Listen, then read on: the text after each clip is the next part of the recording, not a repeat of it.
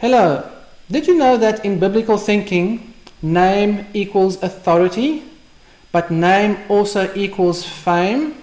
So, by obscuring the name of the Creator, Satan attempts to interfere with the Creator's authority, and Satan attempts to interfere with the Creator's fame. Let me show you. Jews have replaced the name of the Creator with Adonai, and even Hashem, while Christians have replaced the Creator's name with Lord. And how about Pan, Zoti, Her, Uram, Shoda Prabhu in other languages? Can you see the confusion? Do you see the interference? Therefore, in this video series, we will focus on the original Hebrew name of the Creator, Yod-Heh-Waw-Heh. Numerous topics and arguments will be investigated and tested against authentic Hebrew manuscript evidence. Thanks to Justin, my son, who prepared these topics and who will also be presenting these topics.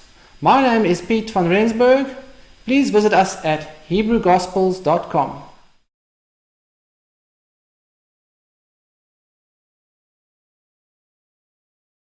Hello everyone, and welcome back to the series on Nehemiah Gordon and the pronunciation of the Tetragrammaton Yod-Heh-Waw-Heh. This is session number 12, part A of the true pronunciation of the Creator's name based on the Masoretic text. So today is the background. I'm not going to give you a 5-minute hyped solution to the true pronunciation of the Creator's name. We're not going to make assumptions. We're going to study the evidence together, point by point, step by step. So today we want to talk about 4 main topics. Number 1, we want to do a quick review on the first 11 videos and how that the Hebrew Bible manuscripts prove that the true name is not Yehovah, but those are really just the vowels of Adonai.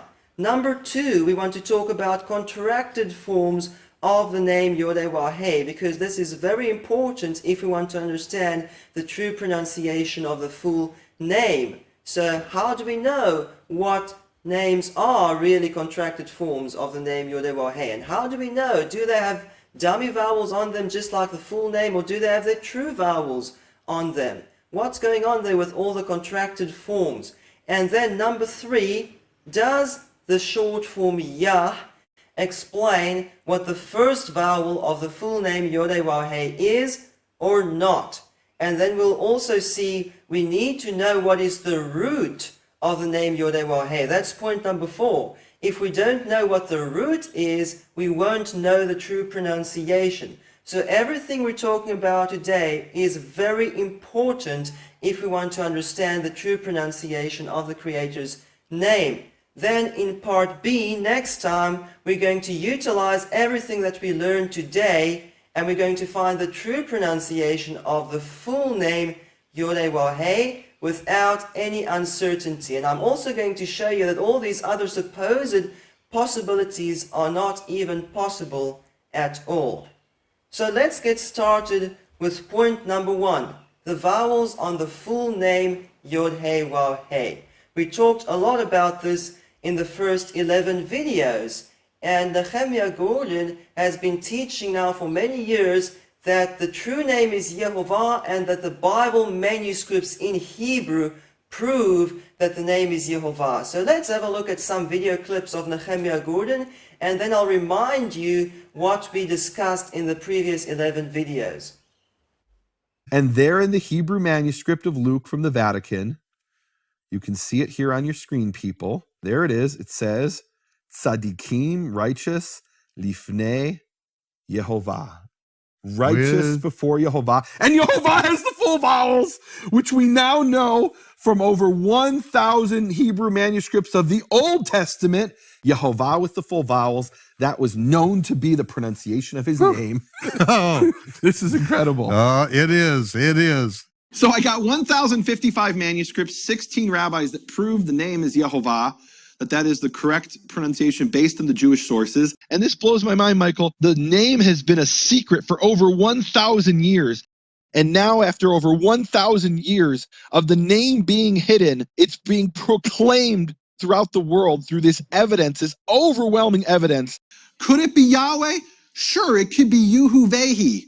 It could be anything, but show me the evidence. And if you say it's Yahweh, you're rejecting Exodus 3:14 in the Jewish Bible, in the Samaritan Bible, in the Dead Sea Scrolls. If you say it's Yahweh, you're rejecting what Yeshua said in John 8:58 and Matthew 14:27. You're rejecting the historical evidence of Revelation 1:4 and other verses. So, Nehemiah Gordon is making a lot of big claims, but is this true? We will talk today about Exodus 3:14. Who's really rejecting the evidence in the Hebrew Bible? Who's really rejecting Yeshua as the Messiah? Who's really rejecting the authority of the New Testament?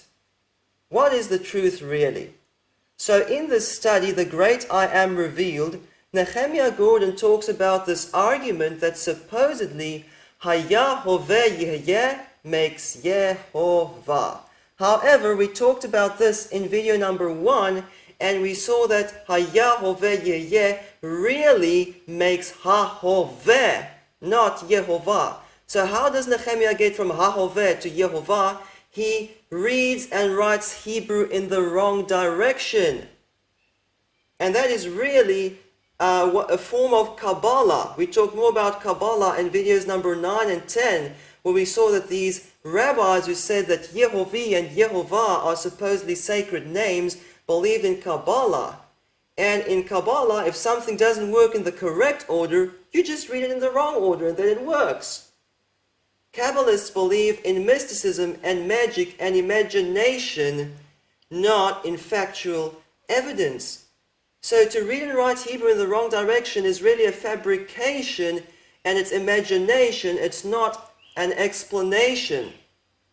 Secondly, if you're impressed with Nehemiah's excitement and that he's so eager for new discoveries, go back to video number 8, in which I've clearly shown you that Nehemiah Gordon gets super excited and blown away with things that do not even exist at all. Now, how about the other claims that Nehemiah Gordon makes? Like this claim that the pronunciation Yehovah was a secret for a very long time. We talked about this in video number 2. The pronunciation Yehovah was never a secret. Nehemiah Gordon is not the one who discovered this missing cholam on the name Yod-Heh-Waw-Heh. It was known hundreds of years before Nehemiah was even born.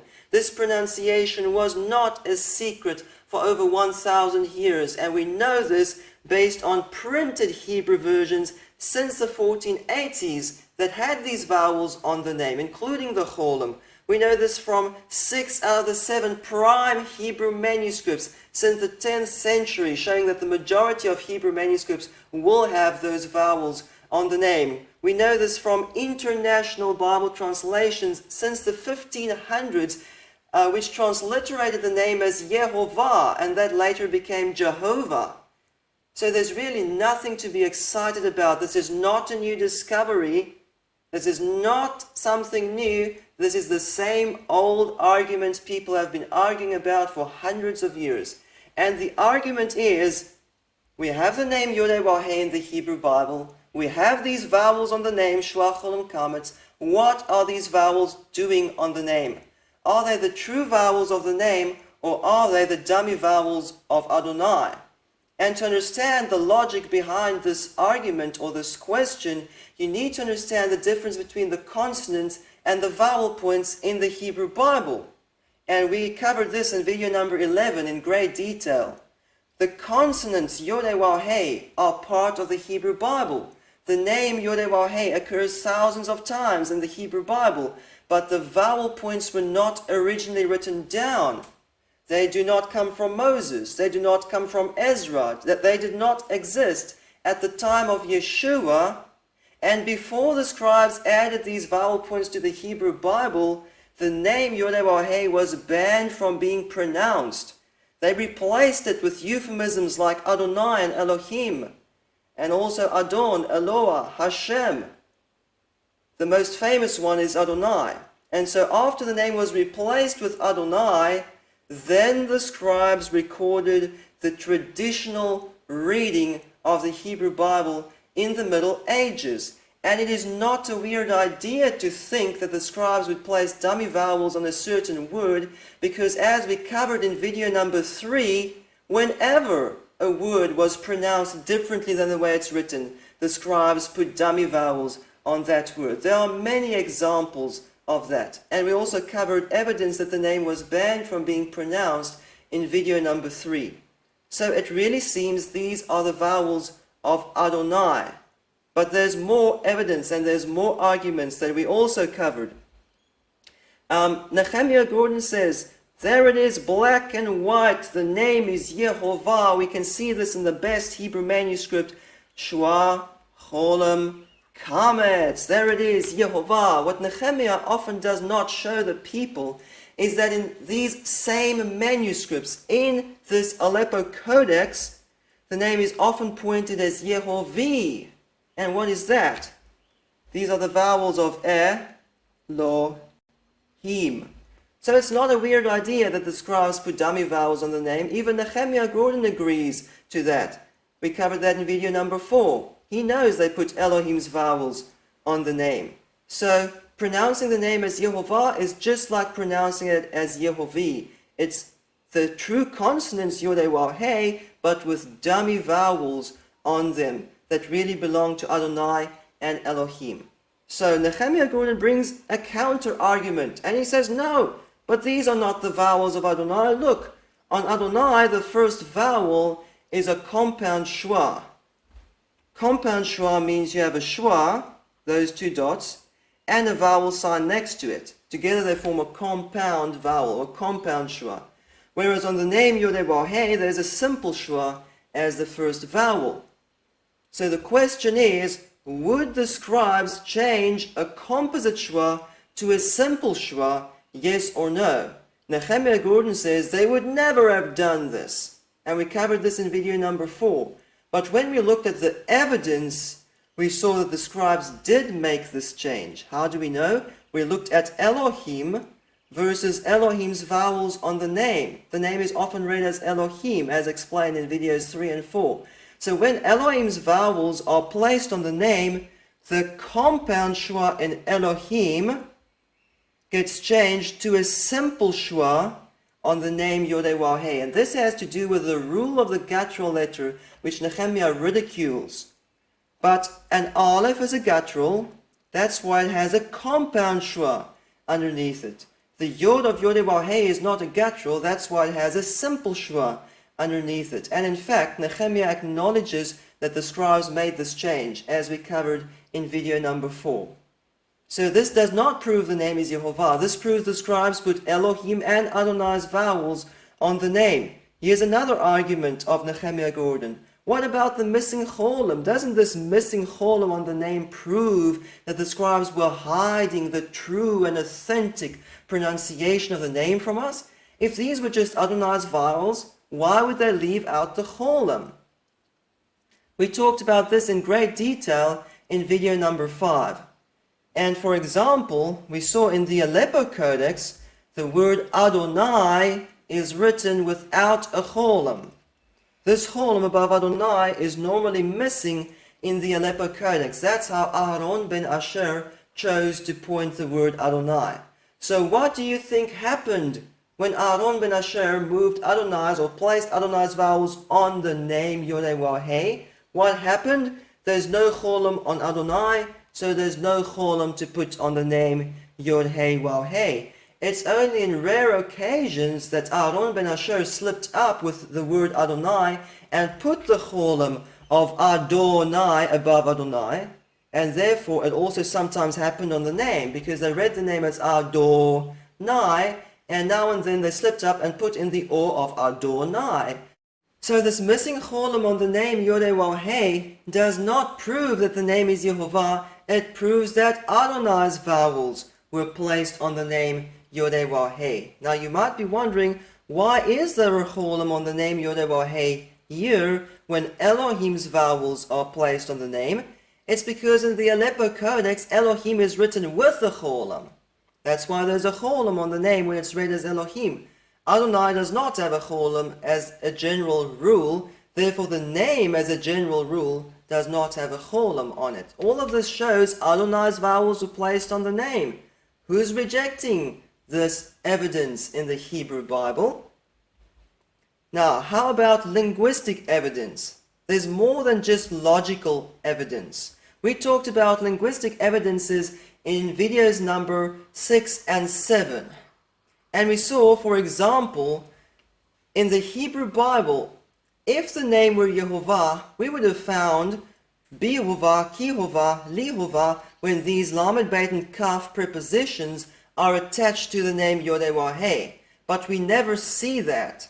What do we see? We see Badonai, Kadonai, and Ladonai's vowels were placed on the name. So the vowel sign here on these inseparable prepositions is clear evidence that the name is not Yehovah, that these are Adonai's vowels. And these can also be used to prove that Yehovah is just the name with Elohim's vowels. And by the way, Nehemiah has a counter-argument called the B-52 bomber argument. And we also talked about this in video number 6. And we saw that even this B-52 bomber and similar manuscripts prove that Adonai's vowels were placed on the name. And this is not the only evidence. In videos 6 and 7, we talked about 8 such evidences, clear linguistic evidences from the Hebrew Bible that prove the name is not Yehovah. Some of these evidences occur hundreds of times, and when you count them all together, there's more than 1,100 indications in the Hebrew Bible that the name is not Yehovah, that these are the vowels of Adonai.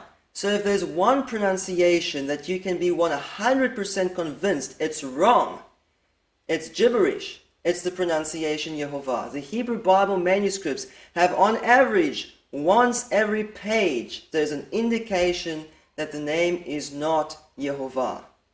So who's rejecting all this evidence in the Hebrew Bible manuscripts? Could it be Yahweh? Sure, it could be Yehuvehi. It could be anything, but show me the evidence. And if you say it's Yahweh, you're rejecting Exodus 3:14 in the Jewish Bible, in the Samaritan Bible, in the Dead Sea Scrolls. If you say it's Yahweh, you're rejecting what Yeshua said in John 8:58 and Matthew 14:27. You're rejecting the historical evidence of Revelation 1:4 and other verses. Really? The people who say it's not Yehovah are rejecting the evidence? They're rejecting what Yeshua said? Really? I'm sure if you have watched videos number 6 and 7, you will understand who's really rejecting the evidence in the Hebrew Bible. Now, when people see all this evidence that the name is not Yehovah and that the scribes put dummy vowels on the name, many people are disappointed. And they say, oh no, so we'll never know what the true name is. The scribes replaced the true pronunciation with Adonai and Elohim's vowels. We're in the dark. Many people think now we should look at Greek sources or Latin transliteration, or maybe we can learn from the Samaritans. We don't need any of that. The purpose of this two-part study is to show you we don't need Greek sources. We don't need Samaritan Hebrew. We don't need Kabbalah sources to tell us what the true name is. All we need is the Masoretic text and the shortened forms of the name Yod-Heh-Wah-Heh. Now, before we talk about these shortened forms, let's just look at some video clips of Nehemiah Gordon where he says that the Creator's name could be anything. And I prayed to God, please let me know your name. I know the consonants. I just don't know what the vowels are. And there's thousands of combinations. There's 8 Hebrew vowels and a half vowel. So that's I wasn't good at math in high school, but that's thousands of combinations. Maybe hundreds if you rule out certain things that are grammatically impossible. But still, there's thousands, hundreds or thousands of combinations. I didn't know how to pronounce his name. Sure, it could be Yehuvehi. It could be anything, but show me the evidence. Look. God's name could be anything, and like I said, there's thousands of possibilities. It could be Yehi Vihi. I mean, who knows, right? But the best evidence that we have, the way it was preserved by the scribes, who didn't want us to know what it was, but they still slipped up every once in a while. They put the vowels as Yehovah. So keep in mind, the scribes did not preserve the true vowels on the full name Yod-Heh-Wah-Heh. They replaced the true vowels with Adonai and Elohim's vowels. So it's no good searching through thousands of traditional Jewish Hebrew Bible manuscripts and looking at the name Yod-Heh-Wah-Heh and saying, there it is, it's Yehovah. There it is, it's Yehovah. The scribes replaced the true vowels with Adonai and Elohim's vowels. So it's interesting to see that Nehemiah says the name could be anything. He makes people think that if they reject the pronunciation Yehovah, they're in the dark and they'll never know. Now many other people also think we'll never know the true name. Let's look at some quotes. The Jewish Virtual Library says, the correct pronunciation of Yod-Heh-Vav-Heh, we no longer know it with any certainty. We do not know what vowels were used, or even whether the Vav in the name was a vowel or a consonant. Really? Are we in the dark? We'll never know? I'm going to show you in this two-part study that if we have the contracted forms of the name, and we have the root of the name Yod-Heh-Wah-Heh, and we know Hebrew grammar, we're not in the dark. We will know the true vowels, and we will know whether this wow or vav is a vowel or a consonant in the name Yod-Heh-Wah-Heh. Here's another quote. No one is sure how Yod-Heh-Wah-Heh is properly pronounced. However, despite the scholarly consensus on Yahweh, I think Yehovah fits the evidence best. But again, no one knows for sure. So it's interesting, even the people who say it's Yehovah or Yehovah say, oh, it could be anything. No one knows. It could be Yuhuvehi. Now, let's talk about point number 2. Contracted forms of the name Yod-Heh-Wah-Heh. If we understand these contracted forms, we're not in the dark, and we can reclaim the true pronunciation of the Creator's name. In the Hebrew Bible, we see quite a few contracted forms of the name Yod-Heh-Wah-Heh. Here you can see 5 examples. Yah, as in Hallelujah. Yahu, as in the name Uziyahu.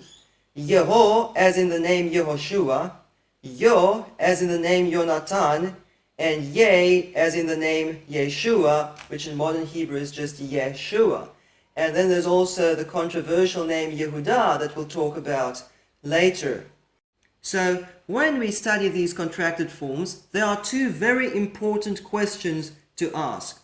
Number 1, how do we know that these are really shortened or contracted forms of the full name Yod-Heh-Wah-Heh? Some rabbis say that Yah is just an exclamation. Okay, how do we know what is the truth? And secondly, do these shortened forms of the name Yod-Heh-Wah-Heh have their own genuine vowels on them preserved by the scribes, or do they have dummy vowels on them just like the full name Yod-Heh-Wah-Heh? So we're going to answer these 2 questions using clear evidence from the Hebrew Bible.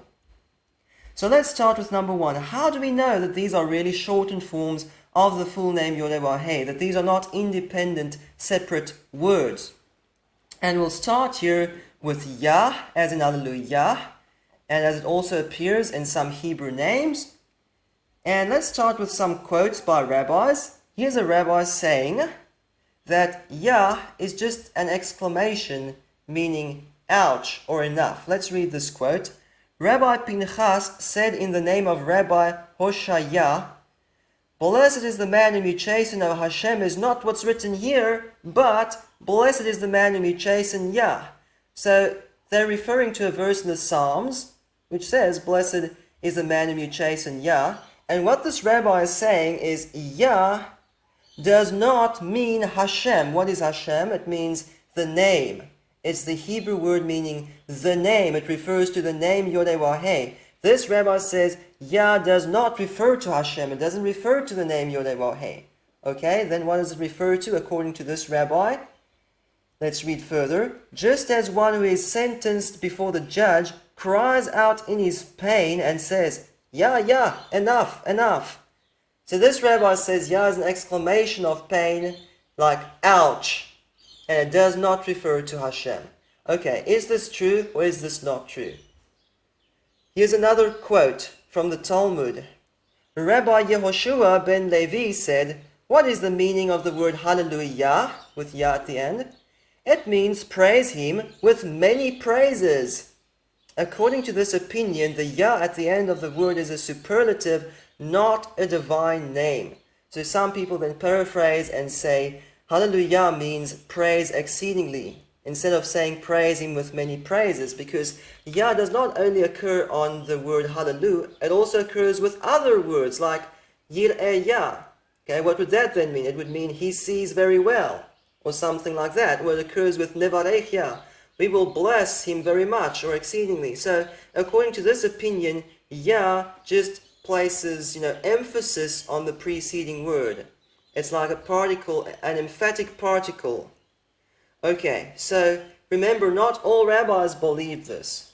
So who's right? Some rabbis said, no, this Yah is a shortened form of the name Yod-Heh-Wav-Heh. So who's right and who's wrong? We need to get back to the solid evidence in the Hebrew Bible, because this is not just someone's opinion. There's clear evidence in the Hebrew Bible. And the first and most logical evidence that there is found in Hebrew names.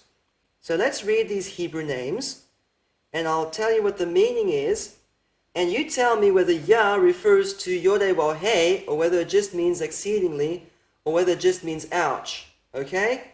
So it says here, Pedayah, that's someone's name. Each of these names on the screen come from the Hebrew Bible, okay? Pedayah means Yah redeems. Okay, so who redeems? Exceedingly, ouch, or Yod-Heh-Wav-Heh? This is very, very obvious, okay? Asayah, Yah performs. Azariah, Yah helps. Netanyah, Yah gives. Yirmiyah, Yah exalts. Hananiah, Yah is gracious. Who is gracious? Yod-Heh-Wav-Heh, Yah, okay? Machseyah, Yah is a refuge. Toviyah, the goodness of Yah. Could possibly mean Yah is good. Uziyah, Yah is my strength. Malkiyah, Yah is my king. Neriyah, Yah is my lamp. Tzidkiyah, Yah is my righteousness. Who is our lamp, our king, our righteousness? Yah, Yod-Heh-Wav-Heh, okay? Not some independent separate word meaning enough or ouch or meaning exceedingly. That doesn't make any sense, okay? It's a very poor argument. And the reason that some rabbis wanted to say Yah is not a shortened form of the name is probably because they did not like the inconsistency. You can't say the full name Yod-Heh-Wav-Heh, but you can say the short form Yah.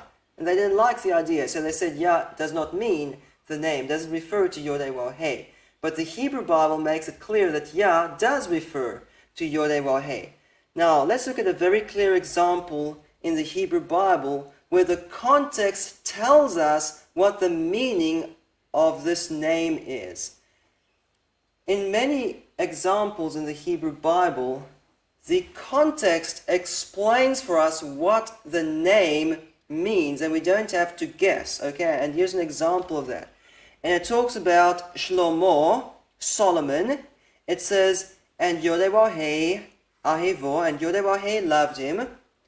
Vayishlach biyad Natan Hanavi, then he sent by the hand, or just by or via, Nathan the prophet. Vayikra et shemo Yedidyah, and he called his name Yedidyah. Why? Ba'avur Yod-Heh-Wav-Heh, because of Yod-Heh-Wav-Heh. Okay, so his name is Yedidyah. Yedidyah means the beloved of Yah. Okay? Who does Yah refer to in this context? It's obvious, it refers to Yod-Heh-Wav-Heh. It says here, Yod-Heh-Wav-Heh loved him, then he sent, or therefore he sent and called him the beloved of Yah, because of Yod-Heh-Wav-Heh, the full name. So Yah is equivalent to Yod-Heh-Wav-Heh in meaning. It's just a shorter form of this name Yod-Heh-Wav-Heh. Now, as you can see here, the Hey here in Yedidyah has a mapik inside it, a little dot, also called a dagesh in Masoretic literature. And this dot shows that this Hey in Yedidyah is to be pronounced as a guttural hey, not just a silent hey. And we'll talk more about that later today, okay? So it's Yedid Yah, not Yedid Yah, and not Yedid Yach. It's not a chet, it's just a guttural hey. Okay, so it's very clear from this example that Yah refers to Yodeh Waw Hey, who loved Solomon and called his name the beloved of Yah. Let's now talk about Hallelujah more specifically, because this is the example where some of the rabbis said Yah simply means exceedingly, or Hallelujah means praising with many praises. So we don't have to guess. The Bible interprets and explains itself. Here in Psalm 113 verse 1, we have the explanation of the word Hallelujah. So the first word in this psalm is Hallelujah. So let's first of all explain the Hallelu part. Hallelu is a PL imperative masculine plural from the root halal, meaning to praise. So remember, in Hebrew, masculine plural includes feminine, okay? It addresses both men and women. So this verb, this imperative Hallelu, addresses both men and women, and it says praise. Now the first question is, who are we talking to when we say Hallelu? Who's being addressed? Who must praise? The second question that comes to mind is, who must we praise? And this psalm gives the answer to both these questions in the next line. So it says here, Hallelu avdei Yodeh Waw Hey, praise, O servants of Yodeh Waw Hey, and explains who must praise. It's not just anyone, everyone. The servants of Yodeh Waw Hey must praise, okay? Who must we praise? The next phrase says, Hallelu et Shem Yodeh Waw Hey, praise the name of Yodeh Waw Hey. So can you see here in Hallelujah, this Yah is equivalent to the name Yodeh Waw Hey. It's just the shortened form. Okay? So Hallelujah does not just mean praise exceedingly, it means the servants of Yodeh Waw Hey must praise the name of Yodeh Waw Hey. Very clear just by reading the Hebrew Bible in Hebrew. Okay, now here's another example where we see the word Yah used in the Psalms. Not only is it used with the imperative Hallelu, it's also used with other verbs. Here we see Yeh Hallelu Yah. They will praise Yah. So this is now not an imperative, it's an imperfect form of the verb. So again, to translate that as exceedingly really doesn't make sense. And especially, it doesn't make sense if you read this in context. It says, Lo hametim yahalelu Yah. The dead ones will not praise Yah. And then on the next line, Wa'anachnu nevarech Yah. But we will bless Yah. And then at the end, Hallelujah. So, does this mean the dead ones will not praise exceedingly, but we will bless exceedingly, praise exceedingly? It removes all the meaning from these psalms. It's obvious that the true meaning is that Yah refers to Yod Hey Waw Hey. Here's another example. In this psalm we can prove by what's called synonymous parallelism that Yah is the Elohim of Jacob. So let's read the first line first. Alamana wager yaharogu. The psalmist complains and says, they kill widow and stranger. And then the next line, Witomim yiratsechu, and they murder fatherless ones. Now, if you know your Hebrew Bible, or even an English translation, you'll know widow, fatherless, and strangers are always mentioned together in the Hebrew Bible. Okay, widow and stranger is synonymous here to fatherless ones or orphans. Kill is synonymous here to murder. Okay, so in the psalm we see these lines are synonymous. Now let's read the next verse. Vayomru lo yir'eh Yah. Then they say, Yah does not see. Velo yavin Elohei Yaakov. Neither does the Elohim of Jacob understand or perceive. So we know that see and perceive are synonymous in the Hebrew Bible, and we even see this in English translations. You will see and see but not perceive. Okay, these are synonymous words. And then we see that Yah and Elohei Yaakov are also synonymous. Yah is the Elohim of Jacob. It's not just Yir'eh Yah, he sees very well, or he sees exceedingly. Yah is not just an independent word, it refers to the Elohim of Jacob, Yod He Waw He. Now, this is really clear. Let's read this. It says, Solu larochev ba'aravot b'yah shemo. Give praise to him who rides over the desert plains in his name Yah. Here, Yah is called a name in the Hebrew Bible. So this is not just someone's interpretation. It says here, in Yah, his name. In his name Yah. So Yah is a name, and it is the shortened form of the name Yod-Heh-Waw-Heh. It's equivalent to Yod-Heh-Waw-Heh in meaning, it's just shorter. Okay, so now we talked about Yah as in Hallelujah. Now how about Yahu as we have in names like Uziyahu or Yeshayahu? So the most logical evidence that there is the fact that Yah and Yahu interchange at the end of Hebrew names. We've already seen that Yah at the end of names refer to Yod-Heh-Waw-Heh, the Elohim of Israel. Now we see that Eliyah is the same name and the same person as Eliyahu. And if you look at Yahu, you can see Yod, He, Waw. It looks like the first three consonants of the name Yod, He, Waw, He. Alright, so it makes sense. Chizkiyah is the same person as Chizkiyahu. Azariah is the same name as Azariyahu, and so on and so forth. Yirmiyah is the same name and the same person as Yirmiyahu. So Yahu is just a longer form, a longer contracted form of the name than Yah. It means the same thing. It even interchanges in these Hebrew names. Now, some people say that this form Yahu is a combination of Yah and Hu. And Hu means he, it could also mean is.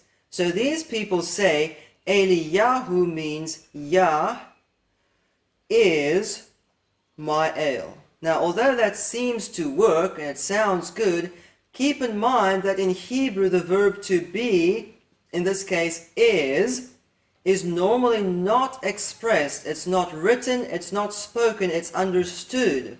So this could just as well mean Yahu is Ma'el. It doesn't have to mean Yah is Ma'el. Now, how do we settle this question?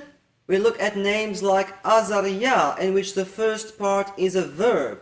Now, just like you can't say in English, Yah is helps, you can't say that way in Hebrew either. That's not correct. Azariah means Yahu helps, not Yah is helps. It would have said it differently. So where the first part of these compound names is a noun, this other explanation sounds good, but when we test it against these names which the first part is a verb, then we see what the truth really is. Azariyahu, Netanyahu, Zechariyahu, Yirmiyahu. In all these names, the first part is a verb. For example, Yirmiyahu, Yahu exalts, not Yah is exalts. So Yahu is not a combination of Yah and Hu. It is a shortened form of the name Yod-Heh-Waw-Heh. It has the same meaning as the form Yah, except that in Yah there's only 2 consonants of the full name, and in Yahu there's 3 out of the 4 consonants of the full name Yod-Heh-Waw-Heh.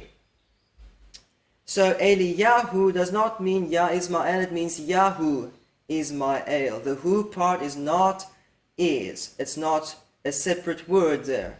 Okay, here's some more examples. Yeshayahu and Uziyahu. That's an Ayin, Zayin, Yod. That's not a Shin. This is the name Uziyahu. Yahu is my strength. Now, how do we know Uziyahu means Yahu is my strength? There's an interesting passage in the Hebrew Bible that explains the names Uzziyahu and Azariyahu. Did you know King Uzziyahu had a second name? He was also called Azariyahu. Uzziyahu means Yahoo is my strength. Azariyahu means Yahoo helps.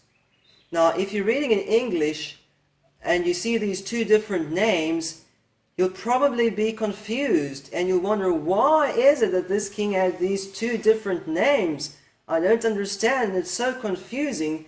But in Hebrew, this makes perfect sense if we read this in context. So let's read from 2 Chronicles 26. It says, "And in the days that he sought Yod-Heh-Wah-Heh, Elohim made him prosper, and his fame went out far, for he was helped wonderfully." Azariyahu means Yahoo helps, until he became strong. Uzziyahu means Yahoo is my strength. So in Hebrew, this is beautiful. The king has these two names, Azariyahu and Uzziyahu, and this explains that Yod-Heh-Wah-Heh helped him until he became strong. Again, can you see that Yahoo is equivalent to Yod-Heh-Wah-Heh? It's Yod-Heh-Wah-Heh, the Elohim of Israel, who strengthened and helped Uzziyahu or Azariyahu.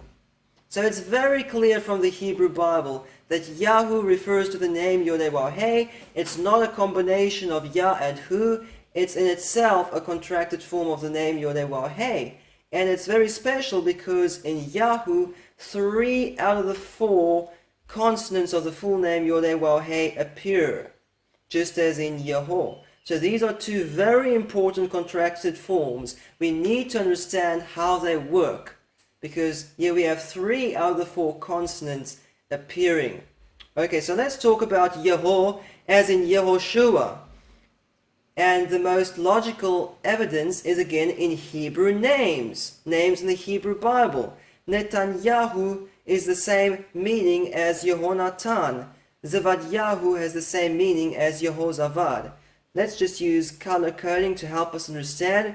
In each of these names, the blue part is the verbal part of the compound name, and the red part comes from the name Yod-Heh-Wah-Heh.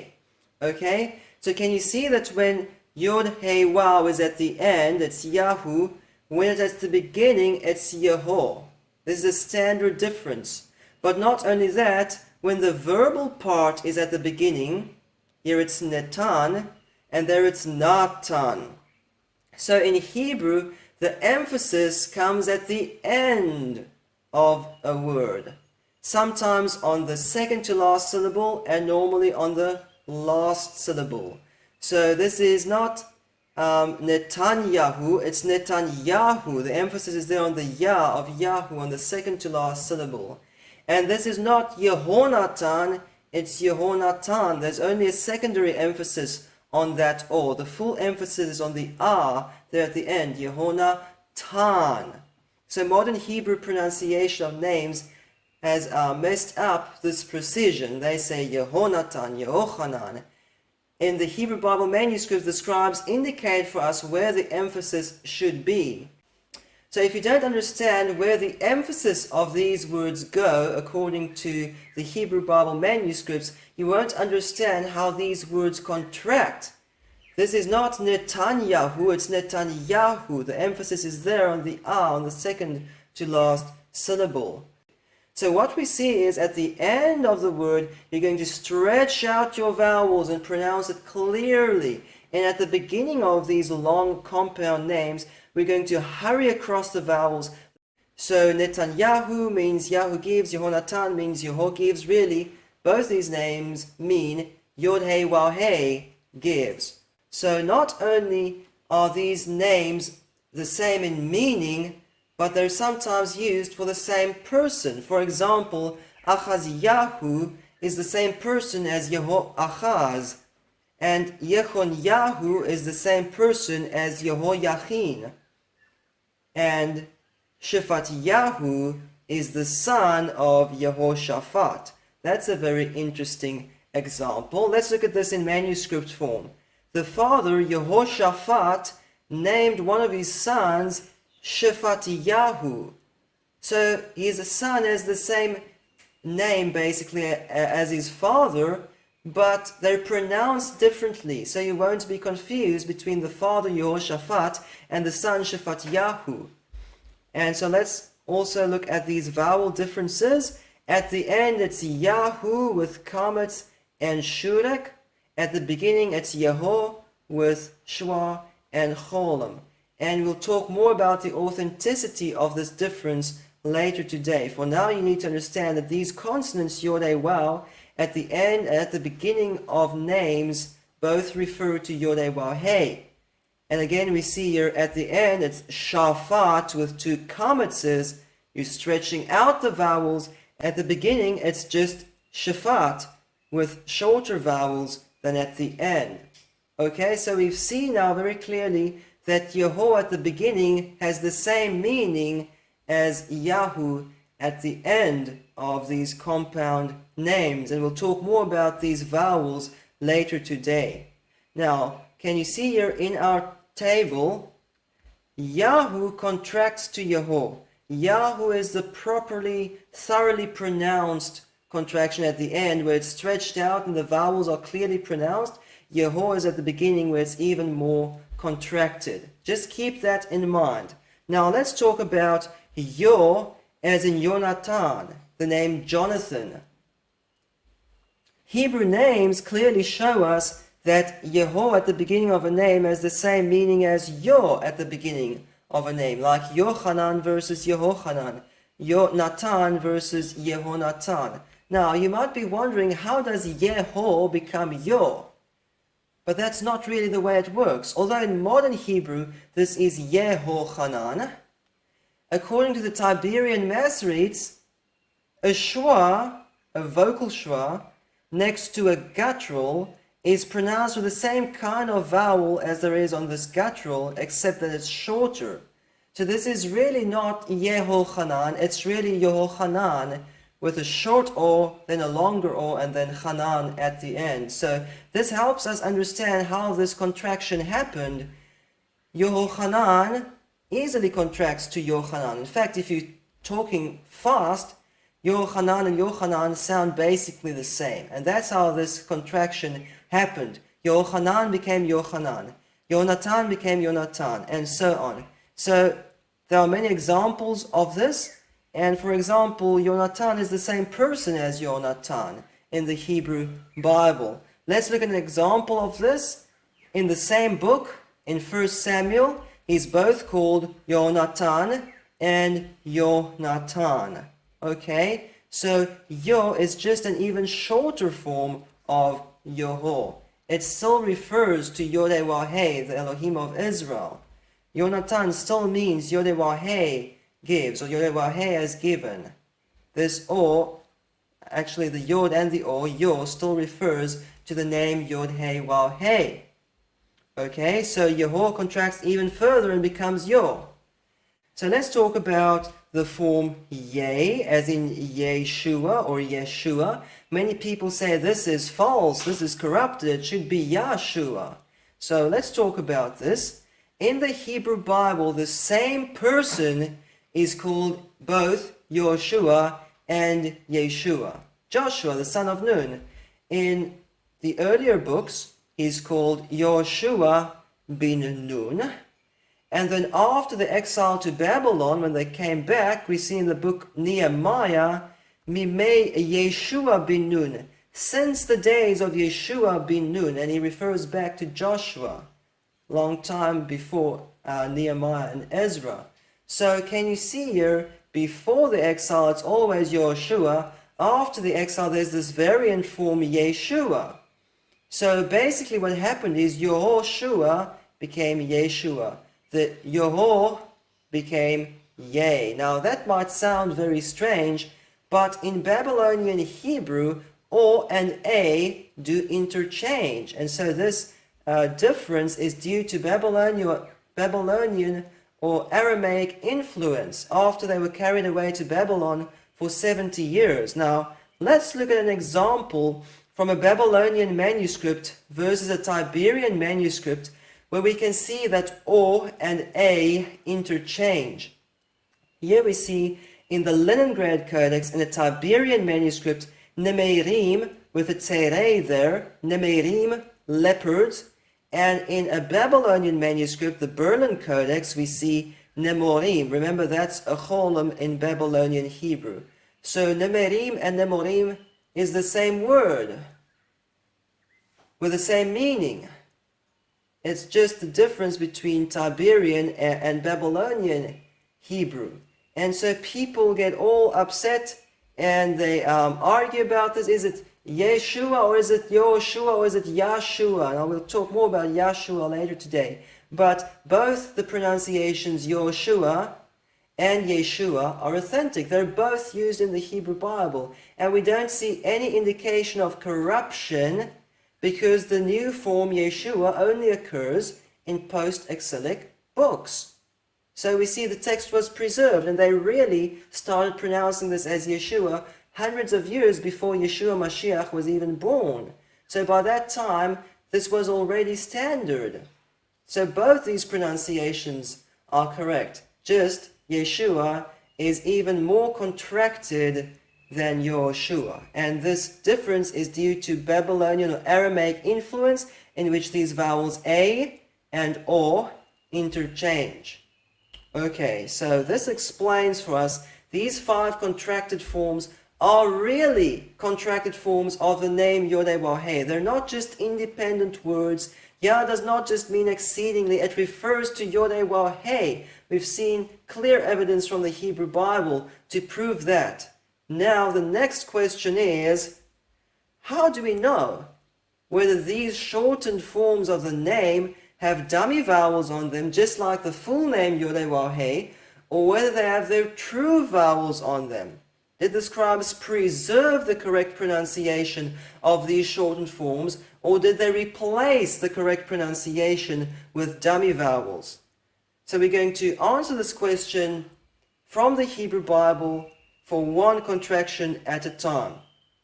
So we'll start with the contracted form Yah. And how do we know there are no dummy vowels on Yah? Number one, it's not banned from pronunciation and there is no traditional substitute. So with the full name Yod-Heh-Wah-Heh, there is a tradition saying you can't pronounce it, and there's a tradition saying you must replace it with another euphemism.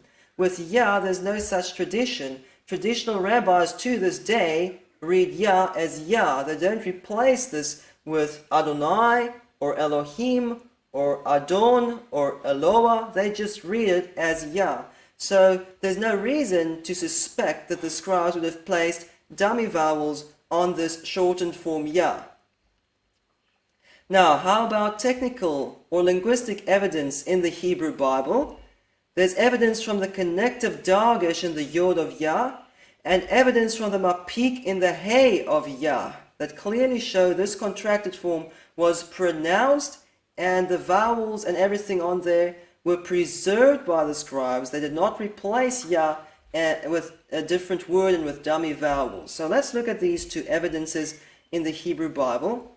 So remember, when we talked about the full name Yod-Heh-Wah-Heh, we saw in video number 7 that the fact that Yod-Heh-Wah-Heh in the Hebrew Bible, that Yod rejects the doubling dagesh, showed these are the vowels of Adonai. The Aleph of Adonai rejects the doubling dagesh of Ma, and so the absence of the dagesh in the Yod of Yod-Heh-Wah-Heh clearly shows these are dummy vowels. If they put the true vowels on the name, there would have been a dagesh in there would have been a dagesh in there in the Yod of Yod-Heh-Wah-Heh. Now this same test that shows the full name has dummy vowels on it shows that the shortened form Yah has its true vowels on it. Here's an example. Yir'eh Yah. There is a dagesh in that Yah. It's a special kind of doubling dagesh, sometimes called a connective dagesh, and it really joins these two words together. So you're not going to say Yir'eh Yah. You're basically going to say Yir'eh Yah, basically pronouncing that segol together with the Yod, and then again pronouncing the Yod together with this comma. It's Yir'eh Yah. So the fact that this Yod can be doubled, it can take a doubling dagesh inside it, means they did not place the dummy vowels of Adon or Adonai or whatever on this word. They put the true vowels on this word They preserve the correct pronunciation. There's no indication of anything artificial here. These are the true vowels of the shortened form ya. In fact, it's only one vowel. This is the true vowel of the shortened form ya. Now, let's talk about this dot in the hey, the mapik in the hey. You need to understand the difference between hey as a guttural and hey as a vowel letter in the Hebrew Bible. At the end of a word, a hey is normally silent. It's a vowel letter. So this word is pronounced wamala without pronouncing that hey at all. Now, at the beginning of a word, a hey is always a guttural hey. In the middle of a word, a hey is normally a guttural hey. But then there's this special situation where a guttural hey occurs at the end of a word. This word here, wayigbah, then he was tall. In context, then he was taller. This final hey here in wayigbah is not just a vowel letter, it's a guttural. Therefore, it gets a little dot inside it called a mapik, and this shows this is wayigbah, not just wayigbah. You need to pronounce this hey at the end of the word wayigbah. So this shows the hey is pronounced as a guttural, okay? Now, in the shortened form ya, what do we see? We often see a dot inside this hey of yah. Because remember, yah is a contracted form of yod waw hey. This guttural hey used to be in the middle of the word yod waw hey. That's why it's a guttural. Now, the later part of the name was lost because of this contraction, and you only have ya left, and they indicate here that the hey of ya is a guttural. It's not just a vowel letter, it's the guttural hey of the name yod hey waw hey. Okay, so this is pronounced ya, pronouncing that hey to close the syllable. So we have clear evidence that the yod in ya was pronounced and that the hey in ya was pronounced. Now, in names that occur very frequently, this dot just drops away, as we saw in Hananya, Yirmiyah. But in the rare name Yedidyah, there's still a mapik in it. So it's pretty standard in Hebrew that words which occur frequently tend to contract or to get a more simplified pronunciation, and words that are rare retain the more correct or original pronunciation. So this yah is the more meticulous pronunciation, and just yah is the more lazy or contracted pronunciation. But still, this mapik is evidence that the hey in yah was pronounced. There's no indication of any dummy vowels here, of any replacement here. The scribes preserved the true vowels of yah, even though they replaced the full name with Adonai and Elohim and put dummy vowels on the full name. The short form yah has its true vowel written on it. Now, how about Yahoo? There are no dummy vowels on Yahoo. How do we know?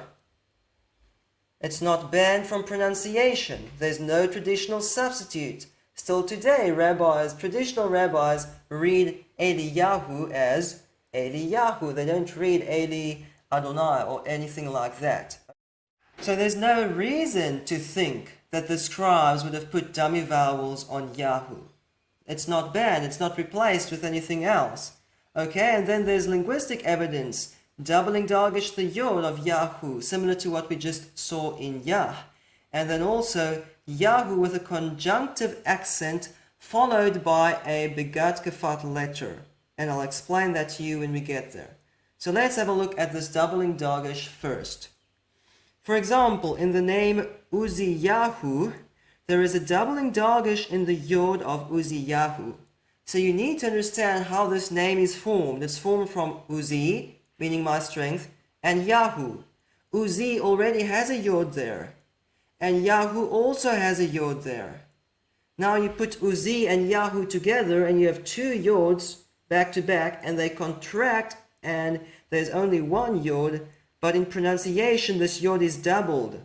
So that's why we have a doubling dagish there. Uzi Yahu, as if you pronounce that yod twice. So the fact that the Yod of Yahoo can contract or coincide with the Yod of Uzi means it was pronounced as a Yod. If they read this as Adon or Elohim or whatever, it would not have contracted. It would not have had a doubling dagesh inside it. So the first part of Yahoo is pronounced and it's preserved. No indication of anything artificial, no indication of any corruption. Now how about the Hu part at the end? And here's another example of Eliyahu. There's a doubling dagesh in the Yod of Eliyahu. Again, two Yods joined together. So the Yah part of Yahu was pronounced and preserved by the scribes. Now, how about the latter part, the U at the end? When we talked about the full name Yod-Heh-Wah-Heh, we saw in evidence number 8 that if the name were Yehovah and it has a conjunctive accent on it, it's read together with the following word, we would have seen Yehovah V instead of Yehovah Bu. You see these Hebrew letters, the Begat Kafat letters, these 6 consonants have a twofold pronunciation in Tiberian Masoretic Hebrew, and some of these have a twofold pronunciation even in modern Hebrew, like B with a dot versus V without a dot. And this showed very clearly that the name was read and pronounced as Adonai. It has Adonai's vowels on it, because in Adonai that Yod closes the syllable and you pronounce a hard bet next to it. Okay, now let's just have a look at one example of this in a manuscript and go back to video number 7 for a very detailed explanation of how this works. So we have Yod-Heh-Wah-Heh, it has the conjunctive accent munach on it. So we're going to read this together with the following word. The following word begins with a bet. So were this Yehovah, it would have been Yehovah Vachem, because Yehovah leaves the syllable open at the end. However, what do we see? We see Yod-Heh-Wah-Heh Bachem. In other words, this was read Adonai Bachem. Adonai closes the syllable. This is artificial. We've got dummy vowels on the full name. Okay? Now we can use the same test to show that the shortened form Yahu does not have dummy vowels on it. It's got its true vowels on it. Let's look at an example of this.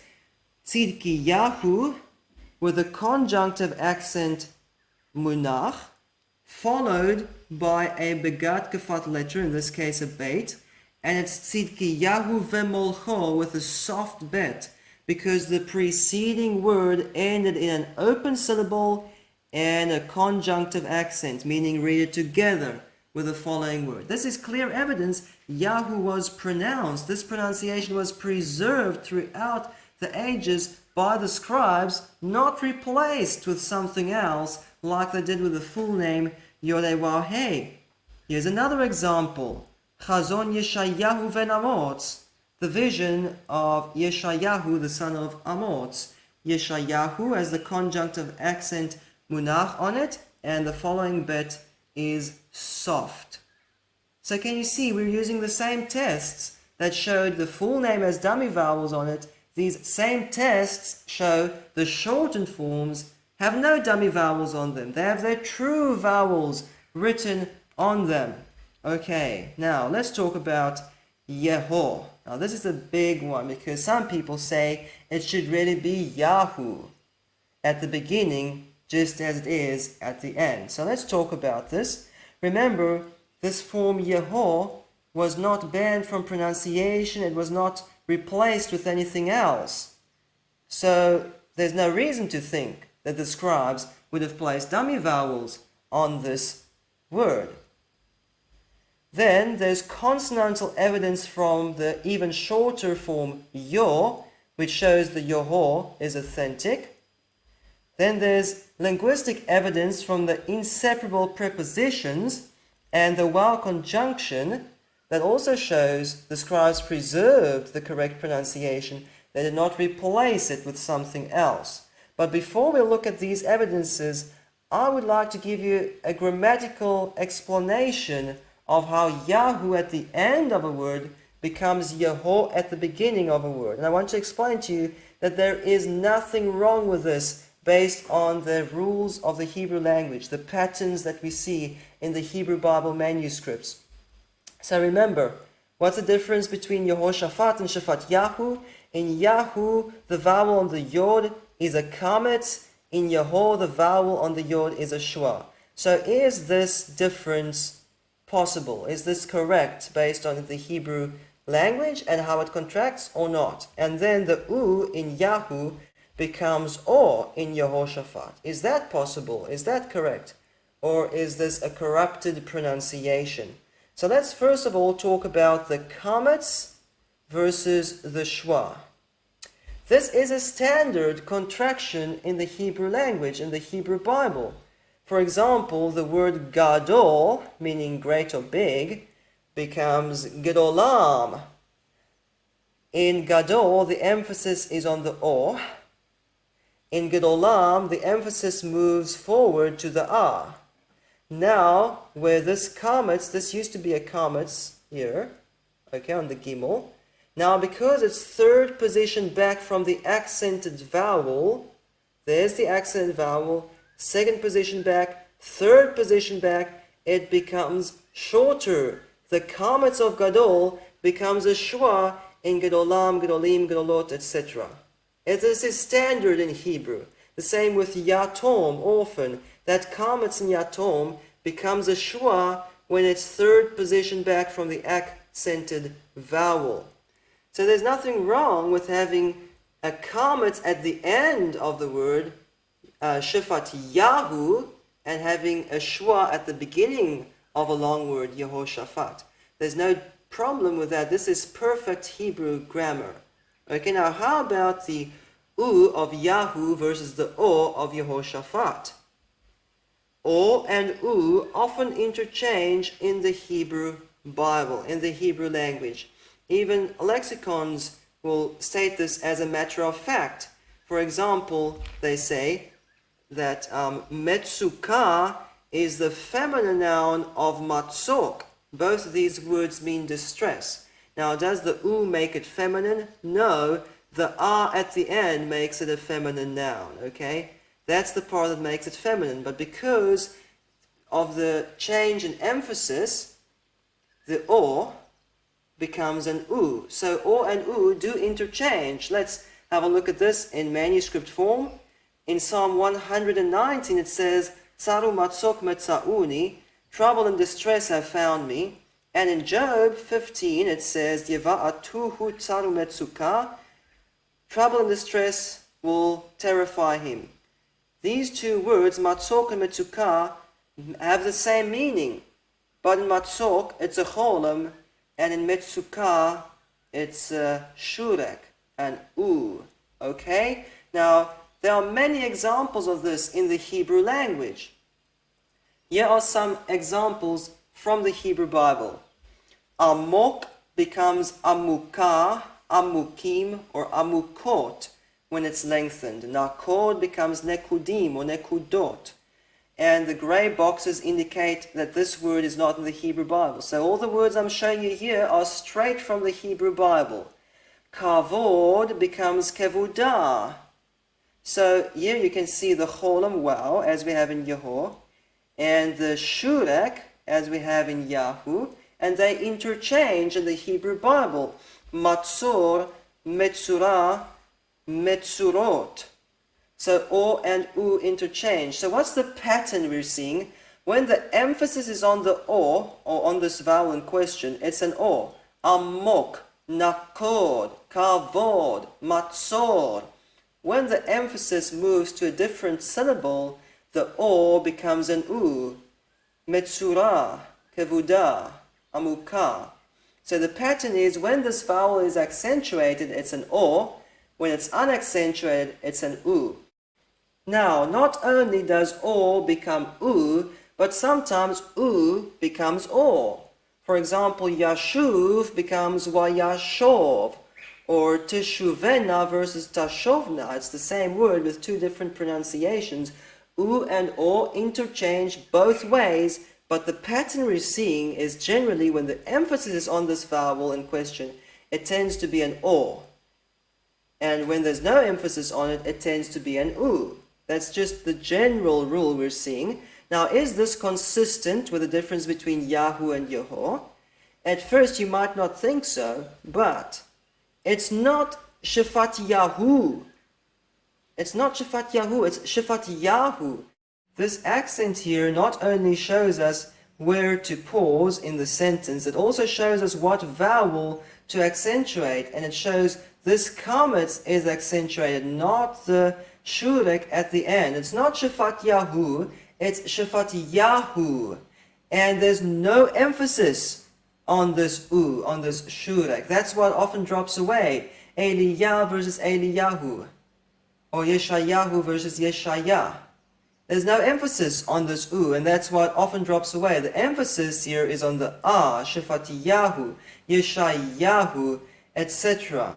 So remember, the difference between kametz and shwa is not a problem at all. It's normal to have a kametz either as the accented syllable or right next to the accented syllable, and for that kametz to become a shwa when it's moved further away from the accented vowel. Okay? So, the difference between kametz and shwa is not a problem, but what about this o versus u? So what we're seeing here is in Shafat Yahu, there's no emphasis on this u. But in Yehoshaphat, there is a secondary emphasis on this o. It's not just Yehoshaphat, it's Yehoshaphat. Often, the secondary emphasis is indicated by a method there, but it's not always actually written down. But really, the O in Yehoshaphat has more emphasis on it than the U in Shafat Yahu. And so it's consistent with a pattern that we've been seeing, that when the vowel is accentuated, it's O, when it's unaccentuated, it's U.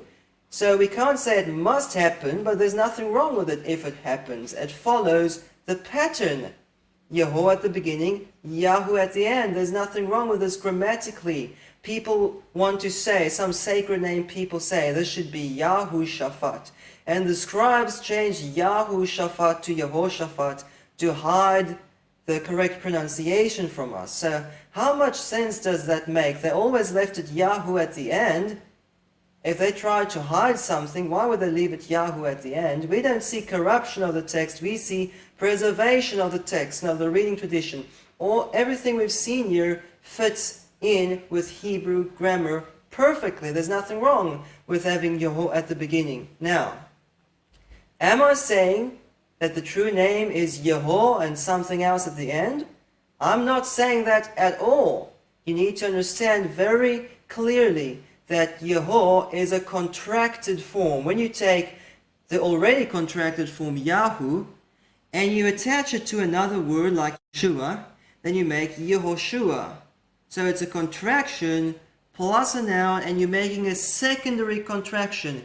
Yeho is a contraction of the original. The original name is not a contraction of the original. Yehovah, which made actually perfect sense to me as a Hebrew scholar, because there are many Hebrew names that have our Heavenly Father's name in them, meaning they're like what are called compound names. So like, for example, the name Joshua, so it's Yeho, and there's numerous names like that. Yehonatan, which is with his Jonathan, which is Yehovah gives, Yehoyada, Yehovah knows. So there's actually a bunch of names like that where it opens Yeho, and so that actually made sense to me, Yehovah. So, what do we see in the pattern? The names begin with Yeho and end with Yahu. In Yud-He-Vav-He, does the Yud-He-Vav begin or end the name? It begins the name, not ends it. So just from that, you'd think it was Yeho. Yeho is a contraction of the original. The original name is not a contraction of the original. If we want to find the original name, we should not take Yahu and contract it even further. We should take Yahu and reverse the contraction if we want to find the full name. So this does not show the full name is Yehovah. I'm just saying that Yeho is an authentic contraction of the original name. Now let's talk about consonantal evidence from the even shorter form Yo. Remember we saw earlier that Jonathan is both called Yehonatan and Yonatan. Now, were it Yahunatan, why would it ever have become Yonatan? And it would become Yanatan.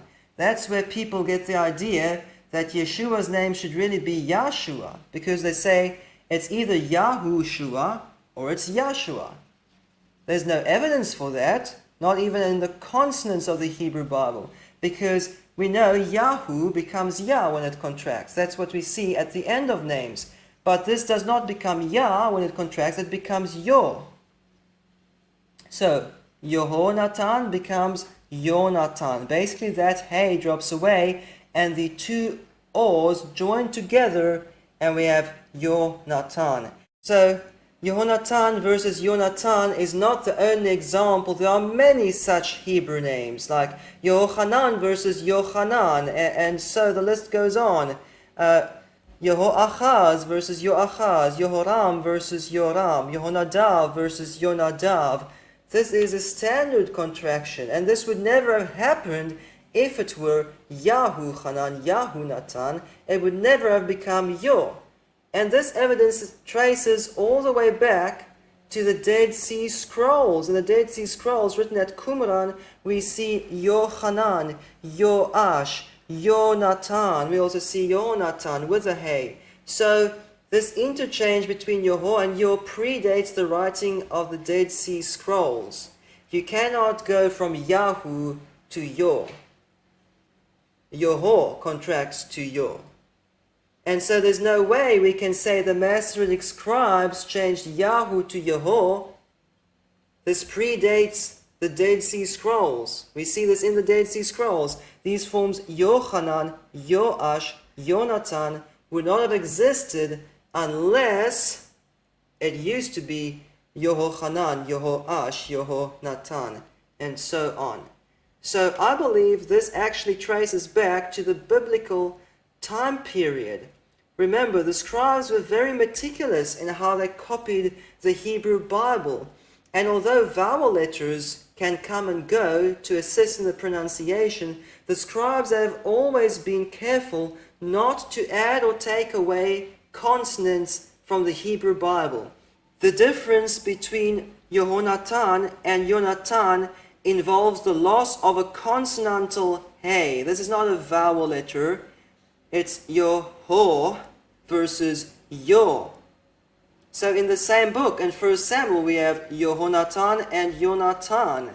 And this occurs with many names in the Hebrew Bible. So I believe the pronunciation Yoho at the beginning, which further contracts to Yo, traces back to the first temple period. In fact, it traces back to the period of the Judges, where we find the name Yoash, which comes from Yehoash.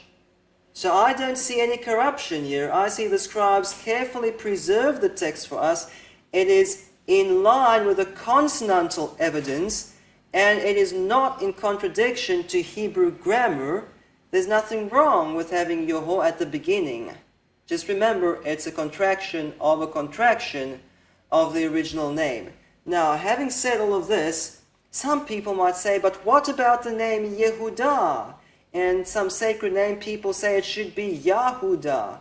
So the etymology of the name Yehudah is controversial, but we can learn from similar names and know exactly how it's formed in the Hebrew language, okay? So there's a similar name pronounced Yehuchal, similar to Yehudah, okay? So how is this name Yehuchal formed? It's formed from the contracted form Yahu plus the verb yuchal. The verb yuchal means he is able, or he will prevail, or something like that in that line. So now theoretically, this becomes Yeho yuchal. We know Yahu becomes Yeho at the beginning of a word. It's in line with Hebrew grammar. There's consonantal evidence for that going back to the Dead Sea Scrolls. So theoretically, this would be Yeho yuchal. But in Hebrew, this sequence of consonants and vowels just doesn't work very well. Yehoyu. It's going to contract. It's guaranteed to contract. So what happens? Yehoyu contracts to Yehu, which is much easier to pronounce. Now, the important part here is the U of the word Yehuchal is part of the verb Yuchal. It's not part of the name Yahu. It's not part of the shortened form Yahu, it's part of the verb Yuchal.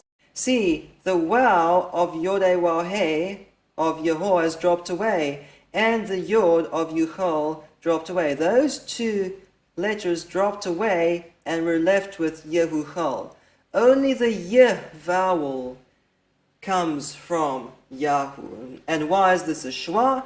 It's because it's third position back from the accented syllable, from the accented vowel. Okay, so it's not going to be Yahuchal, it must be Yehuchal. That's how Hebrew works. The vowel so far away from the accented syllable wants to contract. So the name Yehudah is formed in a very similar way. Remember, when Leah named her son Yehudah, she said, "This time I will praise Yodei Waw He." So what does Yehudah mean? It means Yodei Waw He is praised or will be praised. It's a combination of Yahu and Hudah. Hudah means he is praised or he will be praised. Okay? Now, that would make Yehohudah. And just like Yehoyu contracts, so Yehohu also contracts. It's not going to stay that way. It will contract, and it therefore becomes Yehudah. The Hey and the Waw of Yodei Waw He drops away, and we're left with Yehudah. Can you see the Hu part of Yehudah is not part of the shortened form Yahu, it's part of the verb Hudah. That's why some names begin with Yehu, because the U in these names is not part of Yahu, it's part of the verb which already has an U inside it.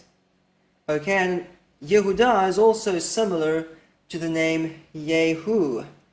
It's formed from Yahu plus Hu, meaning Yodei Waw He is. So instead of pronouncing this as Yehohu, that just contracts to Yehu. So why is it Yehu but it's Yehudah or Yehudah? Because in Yehudah, this vowel is the third position back from the accented vowel. In Yehu, it's just next to the accented vowel. So it can't be Yahudah. It must be Yehudah. It will contract. I mean, it's already contracted from Yehohu to Yehu. It is a contraction. You can't say there must be a comet there. It doesn't match the rules of Hebrew grammar. And keep in mind, the U in Yehudah and the U in Yehuchal are part of the verbs Hudah and Yuchal. They don't actually come from the name Yodei Waw He. So again, we see that these names were preserved for us by the scribes, not replaced. When these names were pronounced as Yehu, they wrote Yehu, and when they were pronounced as Yehor, they wrote Yehor. We don't see any indication that the scribes changed Yahu to Yehor.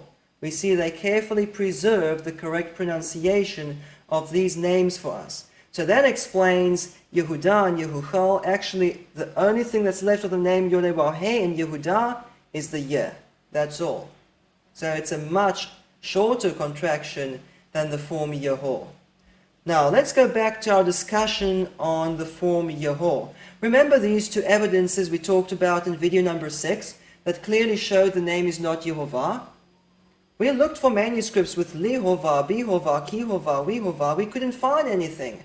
However, with names like Yehoshua, that begin with Yehor, it's different. In the Hebrew Bible, we see Lihoachaz, Lihoshaphat, Lihoshua. We see Wihoram, Wihoshaphat, Wihoshua. And so go back to video number 6 for an in-depth explanation of how this works. This proves these names were pronounced that way. There's no indication of dummy vowels. So again, we've seen the opposite than what we've seen with the full name Yodei Waw He. The full name has dummy vowels on it. Now we've seen clear evidence that the shortened forms have their true vowels preserved on them. Preserved, not replaced with anything else. So those were the 5 contracted forms. We also talked about Yeh in Yehudah. We talked about yor together with the contraction yoho, and we talked about yea earlier today. All these contracted forms are authentic. They all have their true vowels written on them, as we've just clearly proved from the Hebrew Bible manuscripts. Now, let's just take the first one of these contractions, Yah, and see if we can learn anything from it. Point number 3. Does Yah explain the first vowel in the name Yod-Heh-Waw-Heh?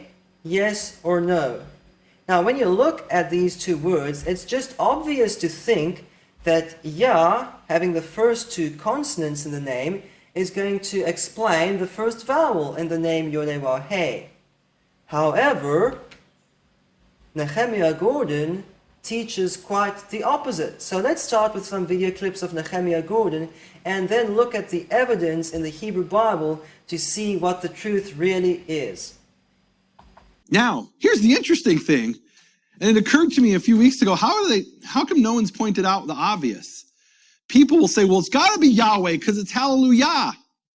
And it's Nehemiah. My name, Nehemiah, is Nehemiah. And it's Eliyahu. And it's Yeshayahu. How do you get from Yah to Yahweh? In English, you can do it because it's just an ah.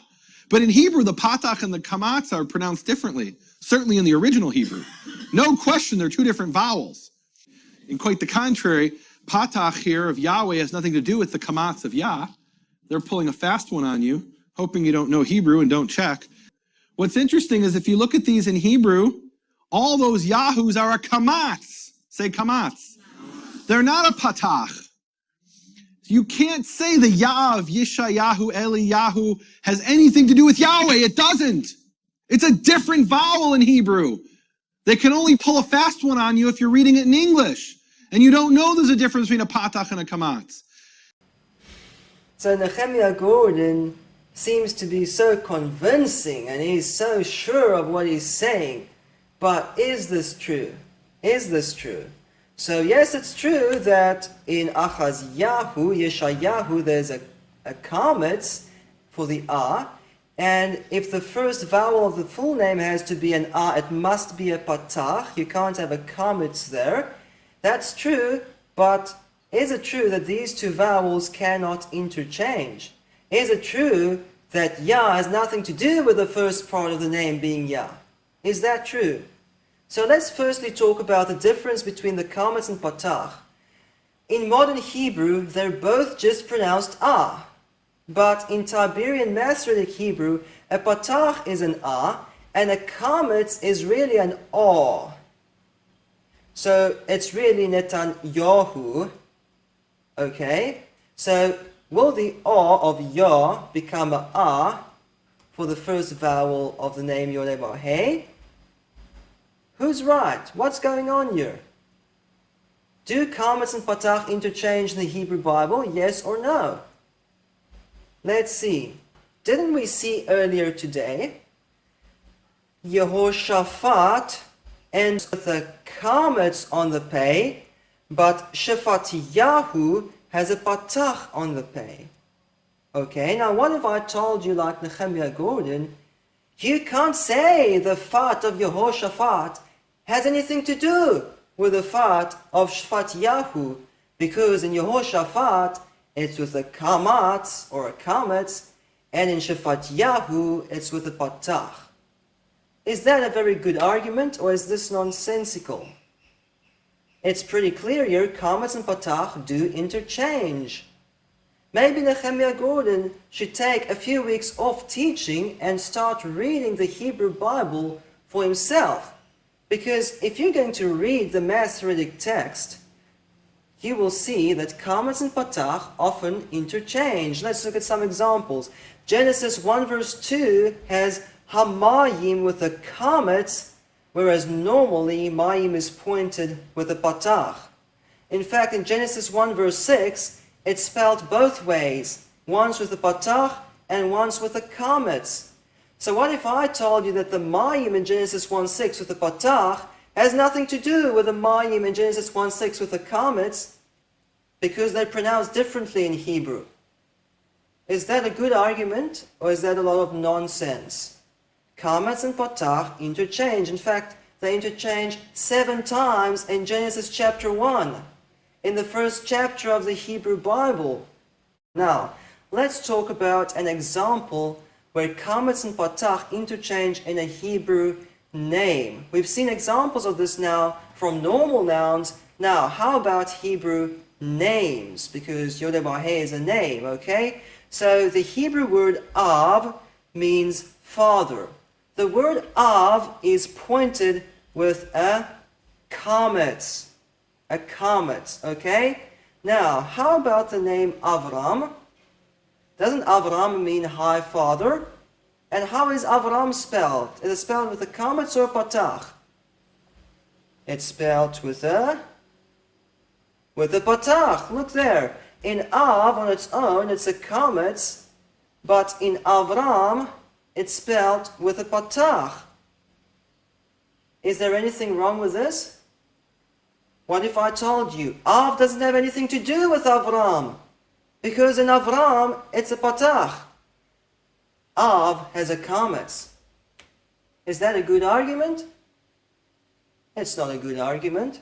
Kametz and patach interchange. Let's look at another example. This verse says, Yod-Heh Wah-Heh B'Tzion Gadol. Yod-Heh Wah-Heh is great in Zion. U'Aram Hu Al Kol Ha'amim. And he is exalted above all nations. So this word exalted, Ram, is normally pointed with a kametz. Can you see this vowel here? It's a kametz. Now, there's a name in Hebrew, Ram Yah, which means Yah is exalted. Let's have a look at it. In Ezra 10, this person's name is Ram Yah. Is Ram Yah with a kametz or a patach at the beginning? Let's see. It's with a patach. When the Ram stands on its own, it's with a kametz. When it's part of the name Ram Yah, it's a patach. Does Ram with a kametz have anything to do with Ram with a patach? Yes, it's the same word. It's just that in Ram, the emphasis is on the A. In Ram Yah, the emphasis is not on this first A, and so it becomes a patach. There's nothing wrong with this in the Hebrew language. There's nothing wrong with this in terms of Hebrew grammar. This is perfectly normal and correct. And there are other names too, like Am versus Amram, and Matan versus Matanya, in which kametz and patach interchange in Hebrew names. So, for Nehemiah Gordon to say that Yah has nothing to do with Yah being the first part of the name, that would be like me saying, and let's add a line there at the bottom, that would be like me saying the Ram in Yehoram has nothing to do with the Ram in Ram Yah. Whereas really, this is the same word. Ram at the end of the word has a kametz. Ram at the beginning of a word has a patach. Is there anything wrong with this? Or is there something wrong with Nehemiah's argument?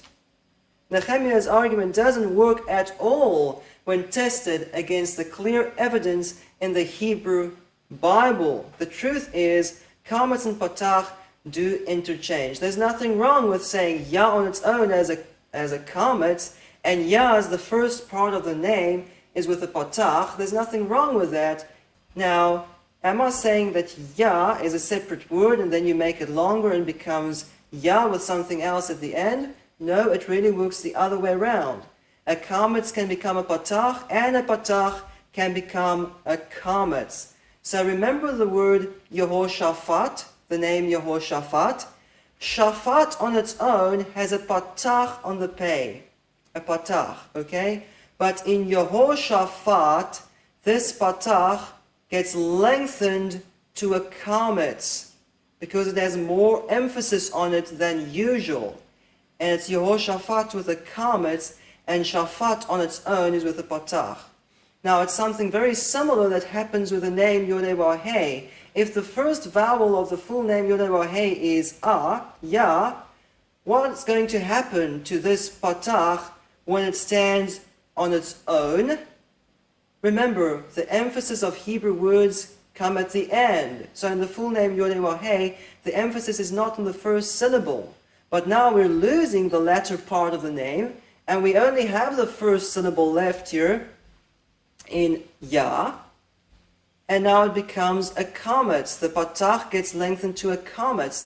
So there's nothing wrong with saying that Yah shows the first vowel of the full name is Yah, and it will have a different vowel. That's how Hebrew works.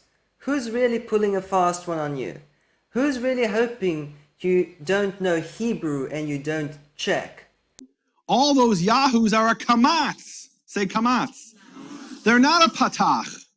And quite the contrary, patach here of Yahweh has nothing to do with the kamatz of Yah. They're pulling a fast one on you, hoping you don't know Hebrew and don't check. You can't say the Yah of Yeshayahu, Eliyahu has anything to do with Yahweh. It doesn't. It's a different vowel in Hebrew. They can only pull a fast one on you if you're reading it in English. And you don't know there's a difference between a patach and a kamatz. Who's really hoping you don't know Hebrew and you don't check? Because when we just checked, we saw Nehemiah's argument is totally flawed. And kametz and patach frequently interchange in the Hebrew Bible. Now, you might still ask, how do we know whether this kametz in Yah is going to be a patach in the full name Yodhe-Waw-He, or whether it's going to be a shwa in the full name Yodhe-Waw-He? Because didn't we just see how that kametz and shwa interchange?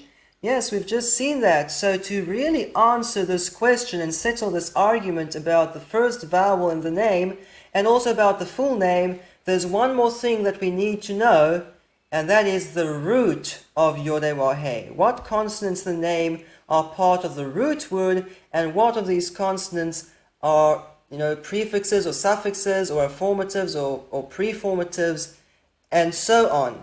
So we've established that these contracted forms of the name are indeed contracted forms of the name Yodhe-Waw-He. They're not independent words. They're not just exclamations. They don't just mean exceedingly. They're contracted forms of the name Yodhe-Waw-He. We've also established that they have their true vowels written on them.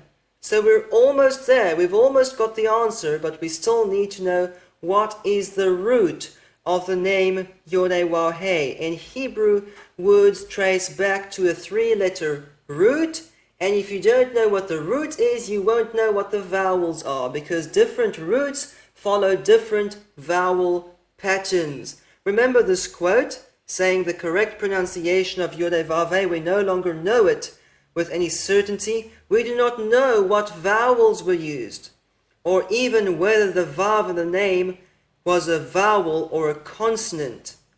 If we can just find out what is the root of the name Yodhe-Waw-He, and we've already found these contracted forms are authentic, then we will know what the true vowels are, and we will know whether this wow is a vowel or a consonant in the name Yodhe-Waw-He.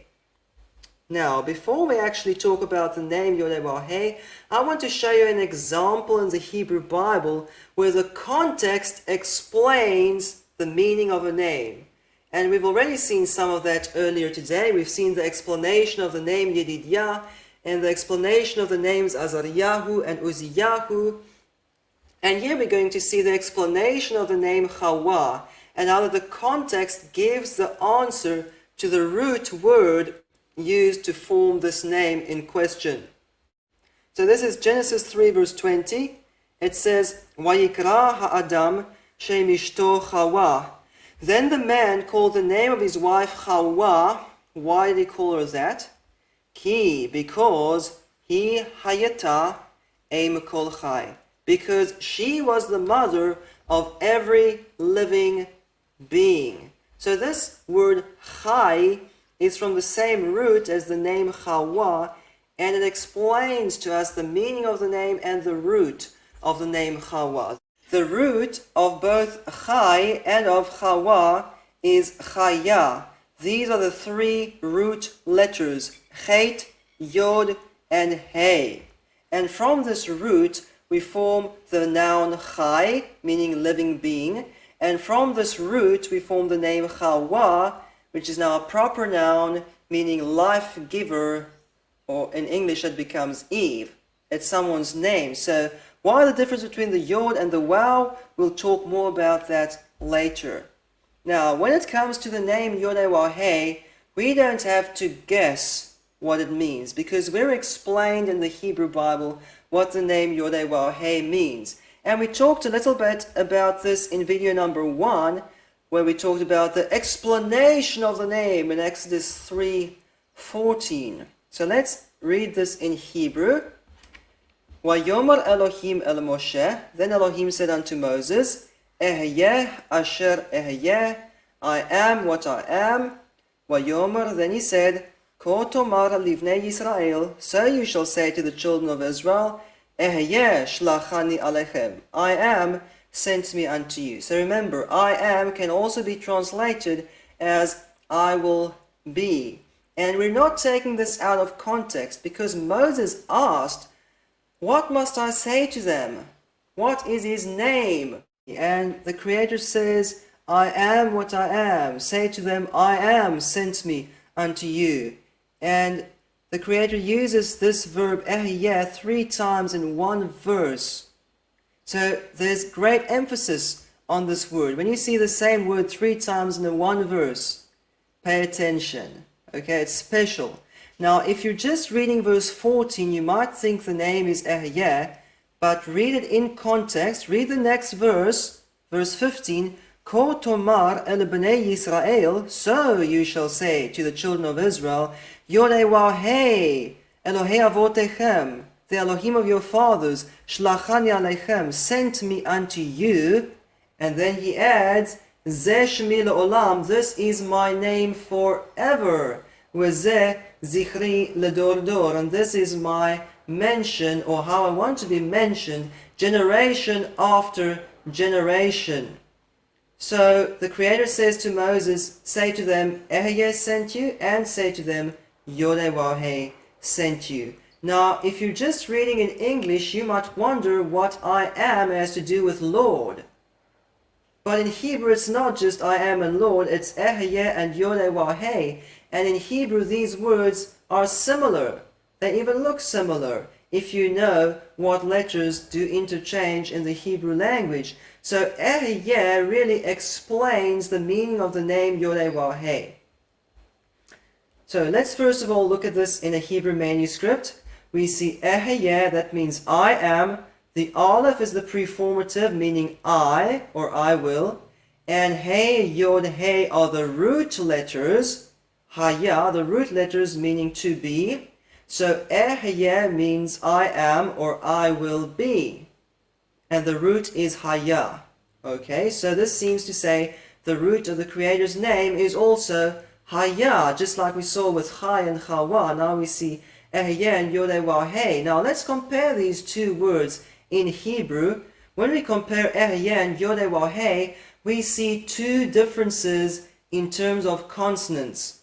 We see the Aleph in Ehyeh and the Yod in Yod-Heh-Wah-He, and then we see the Yod in Ehyeh and the Waw in Yod-Heh-Wah-He.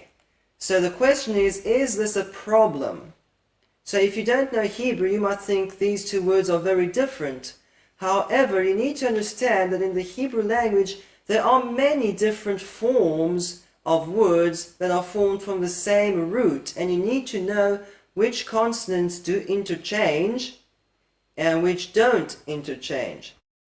So let's have a look at this table showing the many different verb forms that can be obtained using the same root.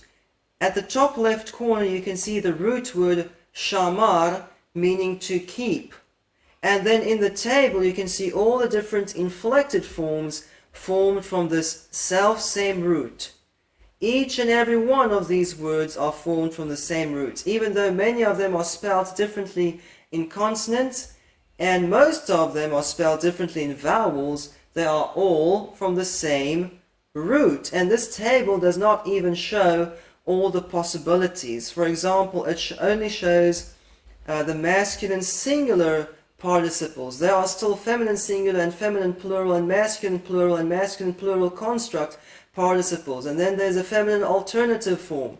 And not only that, but many of these verbs can still take prefixes and suffixes, and we're only talking about verbs. Then there are nouns too that can be formed from this root. So in Hebrew there are many words that are formed from the same root, and you need to know which consonants to interchange in this process. So let's have a look at the difference between an aleph as a preformative consonant and a yod as a preformative. So eshmor is the same kind of verb as ehyeh. They are both kal imperfects. They're both in the first person. They're singular verbs. So they're parsed the same way. Kal imperfect, first common singular. Now why is it eshmor and ehyeh? Because ehyeh is from a different root. And different roots follow different vowel patterns. So that's why it's so important for us to know the root of the name Yod-Heh-Waw-Heh. So we don't have to guess, we will know what the true vowels are. Now what's the difference between the aleph attached to the beginning of this root word shamar versus the yod being attached to the beginning of this word?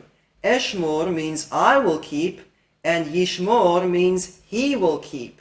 So the only difference is the person. They are both in the kal conjugation, they're both singular verbs, they're imperfects, and so the only difference between eshmor and yishmor is the person. Eshmor is the first person and yishmor is the third person. Now, in Hebrew, just as in English, it is standard to change the person of a verb when a different person speaks. When I say, I'm Justin, what do you say? Do you say, I'm Justin? Or do you say, he is Justin? You see, this interchange is normal. When the Creator says, I am, what do we say? Do we say, I am, or do we say, he is, or you are? So this is part of the difference between Ehyeh and the name Yod-Heh-Waw-Heh.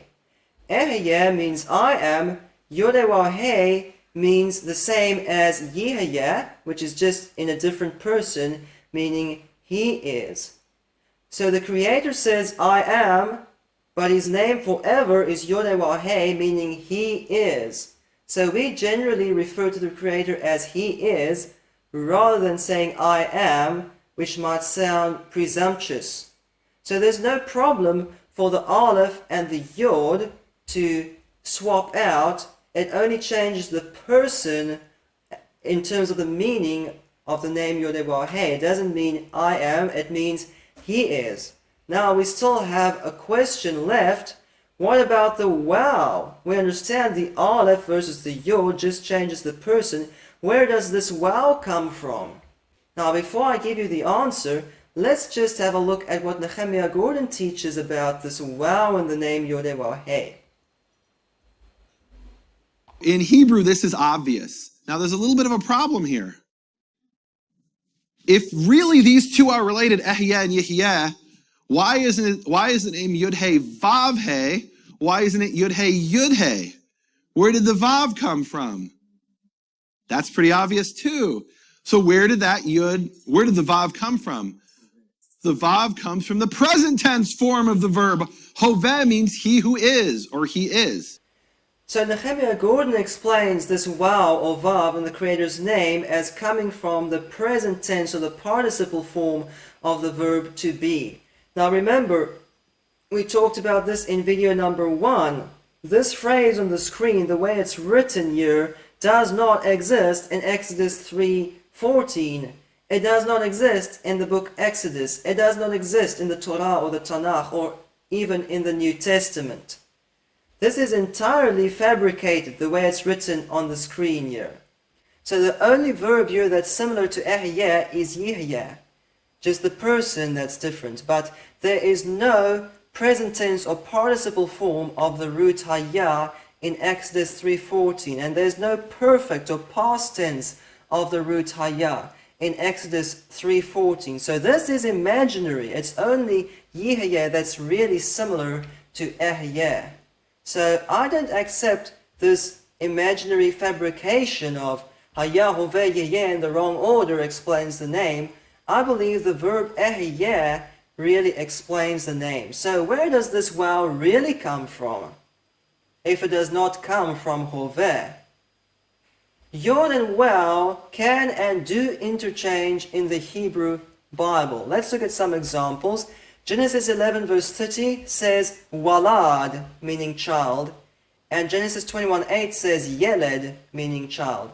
These two are the same words. They're the same, except that the one is with a waw and the other is with a yod. And we're not talking here about mistakes. In the previous video, we talked about Yod and Waw and how they are sometimes mistaken for each other, and that results in Ketiv Kareh. These are not examples of Ketiv Kareh. These are examples where the reading tradition and the consonants agree that in one place it must be written with a Waw, and in another place it must be written with a Yod. The Yod and Waw actually interchange. And the same with Aluwan in Genesis 36. And this self-same person with the same genealogy is called Aliyan in 1 Chronicles 1 verse 40. So it's interesting to note that the older form here is Aluwan and the later form is Aliyan. So for that reason, some people say that Yod Waw Hey, that Waw simply preserves the original root, which used to be Hawa, and then over time it changed and became Haya, and so originally Yihye would have been Yihweh, and Ehye would have been Ehweh with wows there, and the name preserves the older, more original form than the verb. Now, although I don't think that is entirely impossible, there is a different explanation that makes even more sense and explains quite clearly why in the verb it's Yihye or Ehye with a Yod, and in the name Yod Waw Hey it's a Waw. And that is the fact that a Yod can become a Waw in a name just to make it a name rather than a standard verb. So we talked about the name Hawa. Let's get back to that. The root is Chaya. The masculine noun living being is Chai. And then there's a feminine noun, Chaya, meaning life. So why did Adam not call his wife Chaya? Because she was the mother of all Chai. Why did he call her Chawa? Because he didn't want to call his wife animal. Chaya is just a standard noun, it's not a name. It means life, yes, but normally it refers to animals. So Adam chose to give his wife a special name. The name Hawa is not just a normal noun. It's a name. It's a proper noun. And this Waw makes the name special. And it distinguishes the common noun Chaya, which could mean animal, from the special noun name Hawa, which only refers to Eve. It never refers to animals, okay? So the Waw makes this a special name. We can't just say, okay, it's Hawa, so the root is Hawa. No, the root is Chaya. We know that because Adam says it's because she's the mother of all Chai that he called her Hawa. The root is Chaya, but the name is with a Waw. That makes it a name. It makes it a special name. And it's the same with the Creator's name. Yod Hey Waw Hey. It's not just a verb. It's not just a normal verb, he is. It's a special name. This Waw in Yod Waw Hey distinguishes the name Yod Waw Hey from the verb Yihye and from the verb Ehye, which are just verbs. So the name Yod Waw Hey has the same meaning as Yihye and has the same meaning as Ehye except for the person, which changes, but the Waw makes it a special name. It's not just a verb, it's a name, a personal name. So there's no problem for the Yod to become a Waw in a name. We don't need to imagine Hayahoveh in the wrong order. We can just take Ehye and see, okay, the person is different in Yod Waw Hey, and oh, it's a special name, it's not just a verb, that's why we have a Waw. So we've now established that the name Yod Waw Hey is from the root Haya. And that is very important for us because, like I said, the different verbal roots follow different vowel patterns. And this will also give the answer as to the Waw in the name. Is it a vowel or a consonant? How do we know? We know from the root. In the root Haya, the first consonant there is a hey. It's a guttural hey as the first consonant of this root haya. The second consonant here is a yod, which can also become a vowel, but generally it's a yod. And then the final hey in haya is a vowel letter. Now that's extremely important for you to understand. It's not a guttural hey, it's a vowel letter. This has huge implications as to the correct pronunciation of yod hey waw hey. So, before we just make assumptions here, how do we know this final hey in the root haya is a vowel letter? We know that for several reasons. We know there's no mapik in this hey at the end of the word haya, showing it's not a guttural. It's a vowel letter hey, which is silent. The yod of haya is pointed with a kametz even when it's not in pause, even when it's got no special emphasis on it.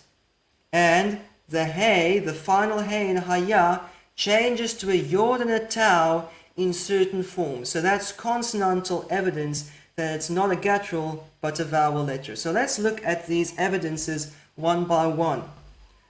Remember, a hey at the beginning of a word is a guttural. The hey in the middle of a word is generally a guttural. At the end of a word, it's normally a vowel letter.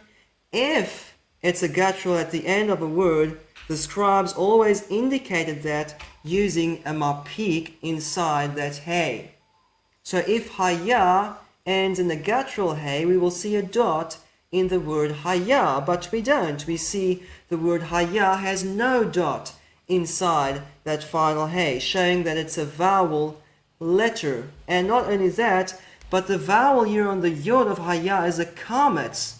So let's just explain. The form haya is a kal perfect third masculine singular verb. Most other verbs with the same parsing, kal perfect third masculine singular, yes, they have a kametz as their first vowel, but they normally have a patach as their second vowel because the syllable is closed at the end of the word. And that only becomes a kametz when there's special emphasis on that word.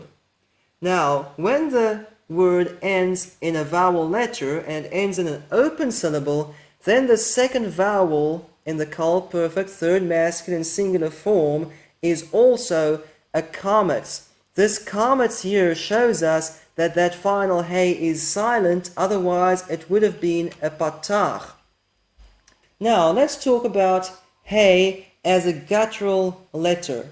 When the final hey in a root word is a guttural letter, it always stays a guttural letter. For example, this word gavahta is from the root gavah, and like I just told you, when the final hey is a guttural, it has a dot inside it, and the preceding vowel is a patach unless it has special emphasis on it, okay? So this guttural hey of gavah always stays a guttural. Here in gavahta, it's still a guttural hey, and here in gavaha, it's still a guttural hey. So let's just parse these two verbs.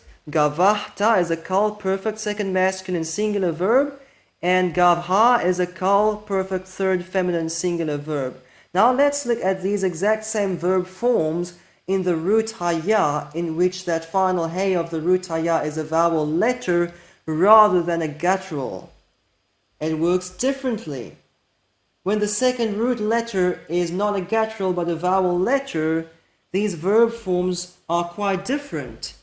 Haya in the kal perfect second masculine singular form becomes hayita, not hayahta. It's different than gavahta because it's not a guttural hey, and it just changes to a yod there in the form hayita. And how about the third feminine singular form? It becomes a tau, hayata, instead of hayaha. And the fact that this hey of haya becomes a yod and a tau in many forms of the verb shows it's not a guttural hey, because a guttural hey always stays a guttural. It never becomes a yod or a tau. So we have clear evidence in the Hebrew Bible, both from the vowel points and from the consonants, that the hey in haya is a vowel letter, not a guttural hey. Now, this is very important because a vowel letter hey, in the first place, it cannot take its own vowel. So you can't say the name could be you, who, vi, he, with a vowel on that final hey, because a vowel letter hey never has its own vowel on it. It only forms part of the preceding vowel. So you, who, vi, he, you, who, ve, he, that's nonsense. It's not even possible whatsoever, because the final hey is a vowel letter. Not only that, but the vowel letter hey is only used with 3 vowels in the good Hebrew Bible manuscripts, with o, a, or e. Now, e also has a variant form a, but that's normally in the construct state of a noun. For example, mikneh would mean cattle, and miknei would mean cattle of, but we know names are never in the construct state, because then it would not have been a proper noun. So the name Yod-Heh-Waw-Heh will not be in the construct state. It won't have an A at the end. So a vowel letter Hey is only used with E, A, or O. It's never used with U unless it has dummy vowels on it and it's Ketiv Kareh. And it's never used with E unless it has dummy vowels on it and it's Ketiv Kareh. So we're not in the dark. There are not so many possible forms. So we know that the name Yod-Heh-Waw-Heh cannot end with any vowel. There are only certain vowels that can go here at the end of the name Yod-Heh-Waw-Heh together with this vowel letter Hey. And we don't have to guess because we have the contracted forms. We have the root, Haya, and we have Hebrew grammar in the Hebrew Bible. And in part B, we're going to utilize all of that to find the true vowels for the full name Yod-Heh-Waw-Heh. And we'll also settle this argument, you know, the kametz in Yah should be a patach or should be a shwa in the full name Yod-Heh-Waw-Heh. We're going to answer that very clearly using the longer forms Yeho and Yahu. Because in Yah we only have 2 consonants. It doesn't give the answer to the full name. But the longer forms where 3 out of the 4 consonants appear, if we understand how they work and how they contracted and how Hebrew works, we will know the full name Yod-Heh-Waw-Heh and its correct pronunciation. So, let's sum up. What did we learn today?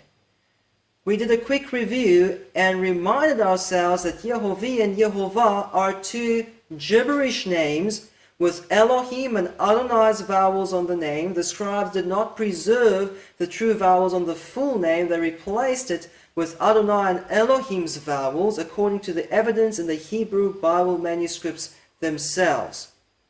However, we saw that with the shortened forms Yah, Yahu, and Yeho, it's very different. We've established that they are indeed authentic, contracted forms of the name Yod-Heh-Waw-Heh. They are pointed with their true vowels, preserved by the scribes, not replaced with anything else.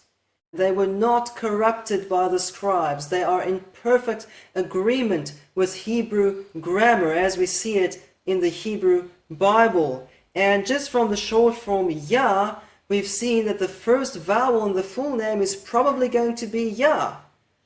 But we will make sure by using the longer forms Yahu and Yeho, because they have 3 out of the 4 consonants, not just 2 out of the 4. So they're really going to settle the argument. We also learned today that the root of Yod-Heh-Waw-Heh is Haya, and that is very important for us. If we want to find the true pronunciation of the name, we must know what the root word of the name Yod-Heh-Waw-Heh is. So everything we learned today is essential if you want to understand the true pronunciation of the Creator's name.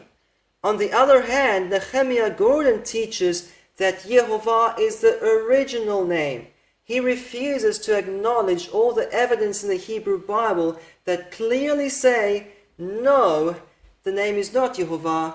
These are the vowels of Adonai, just like Yehovah is with the vowels of Elohim. Nehemiah Gordon says, Yah has nothing to do with the first part of the name being Yah.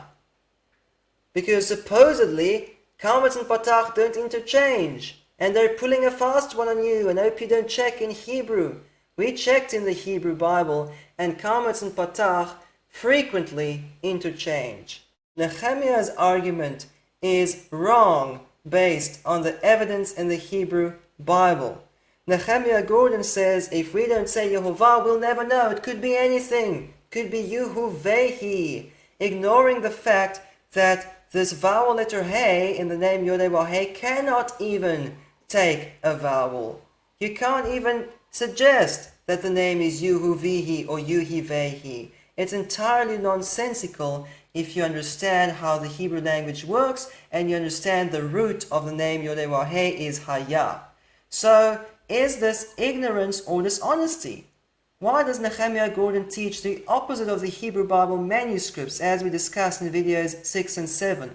Why does Nehemiah say Yah has nothing to do with the first part of the name being Yah, if that clearly contradicts the evidence in the Hebrew Bible? Why does he say it could be Yehuvehi, if that's impossible based on the Hebrew Bible?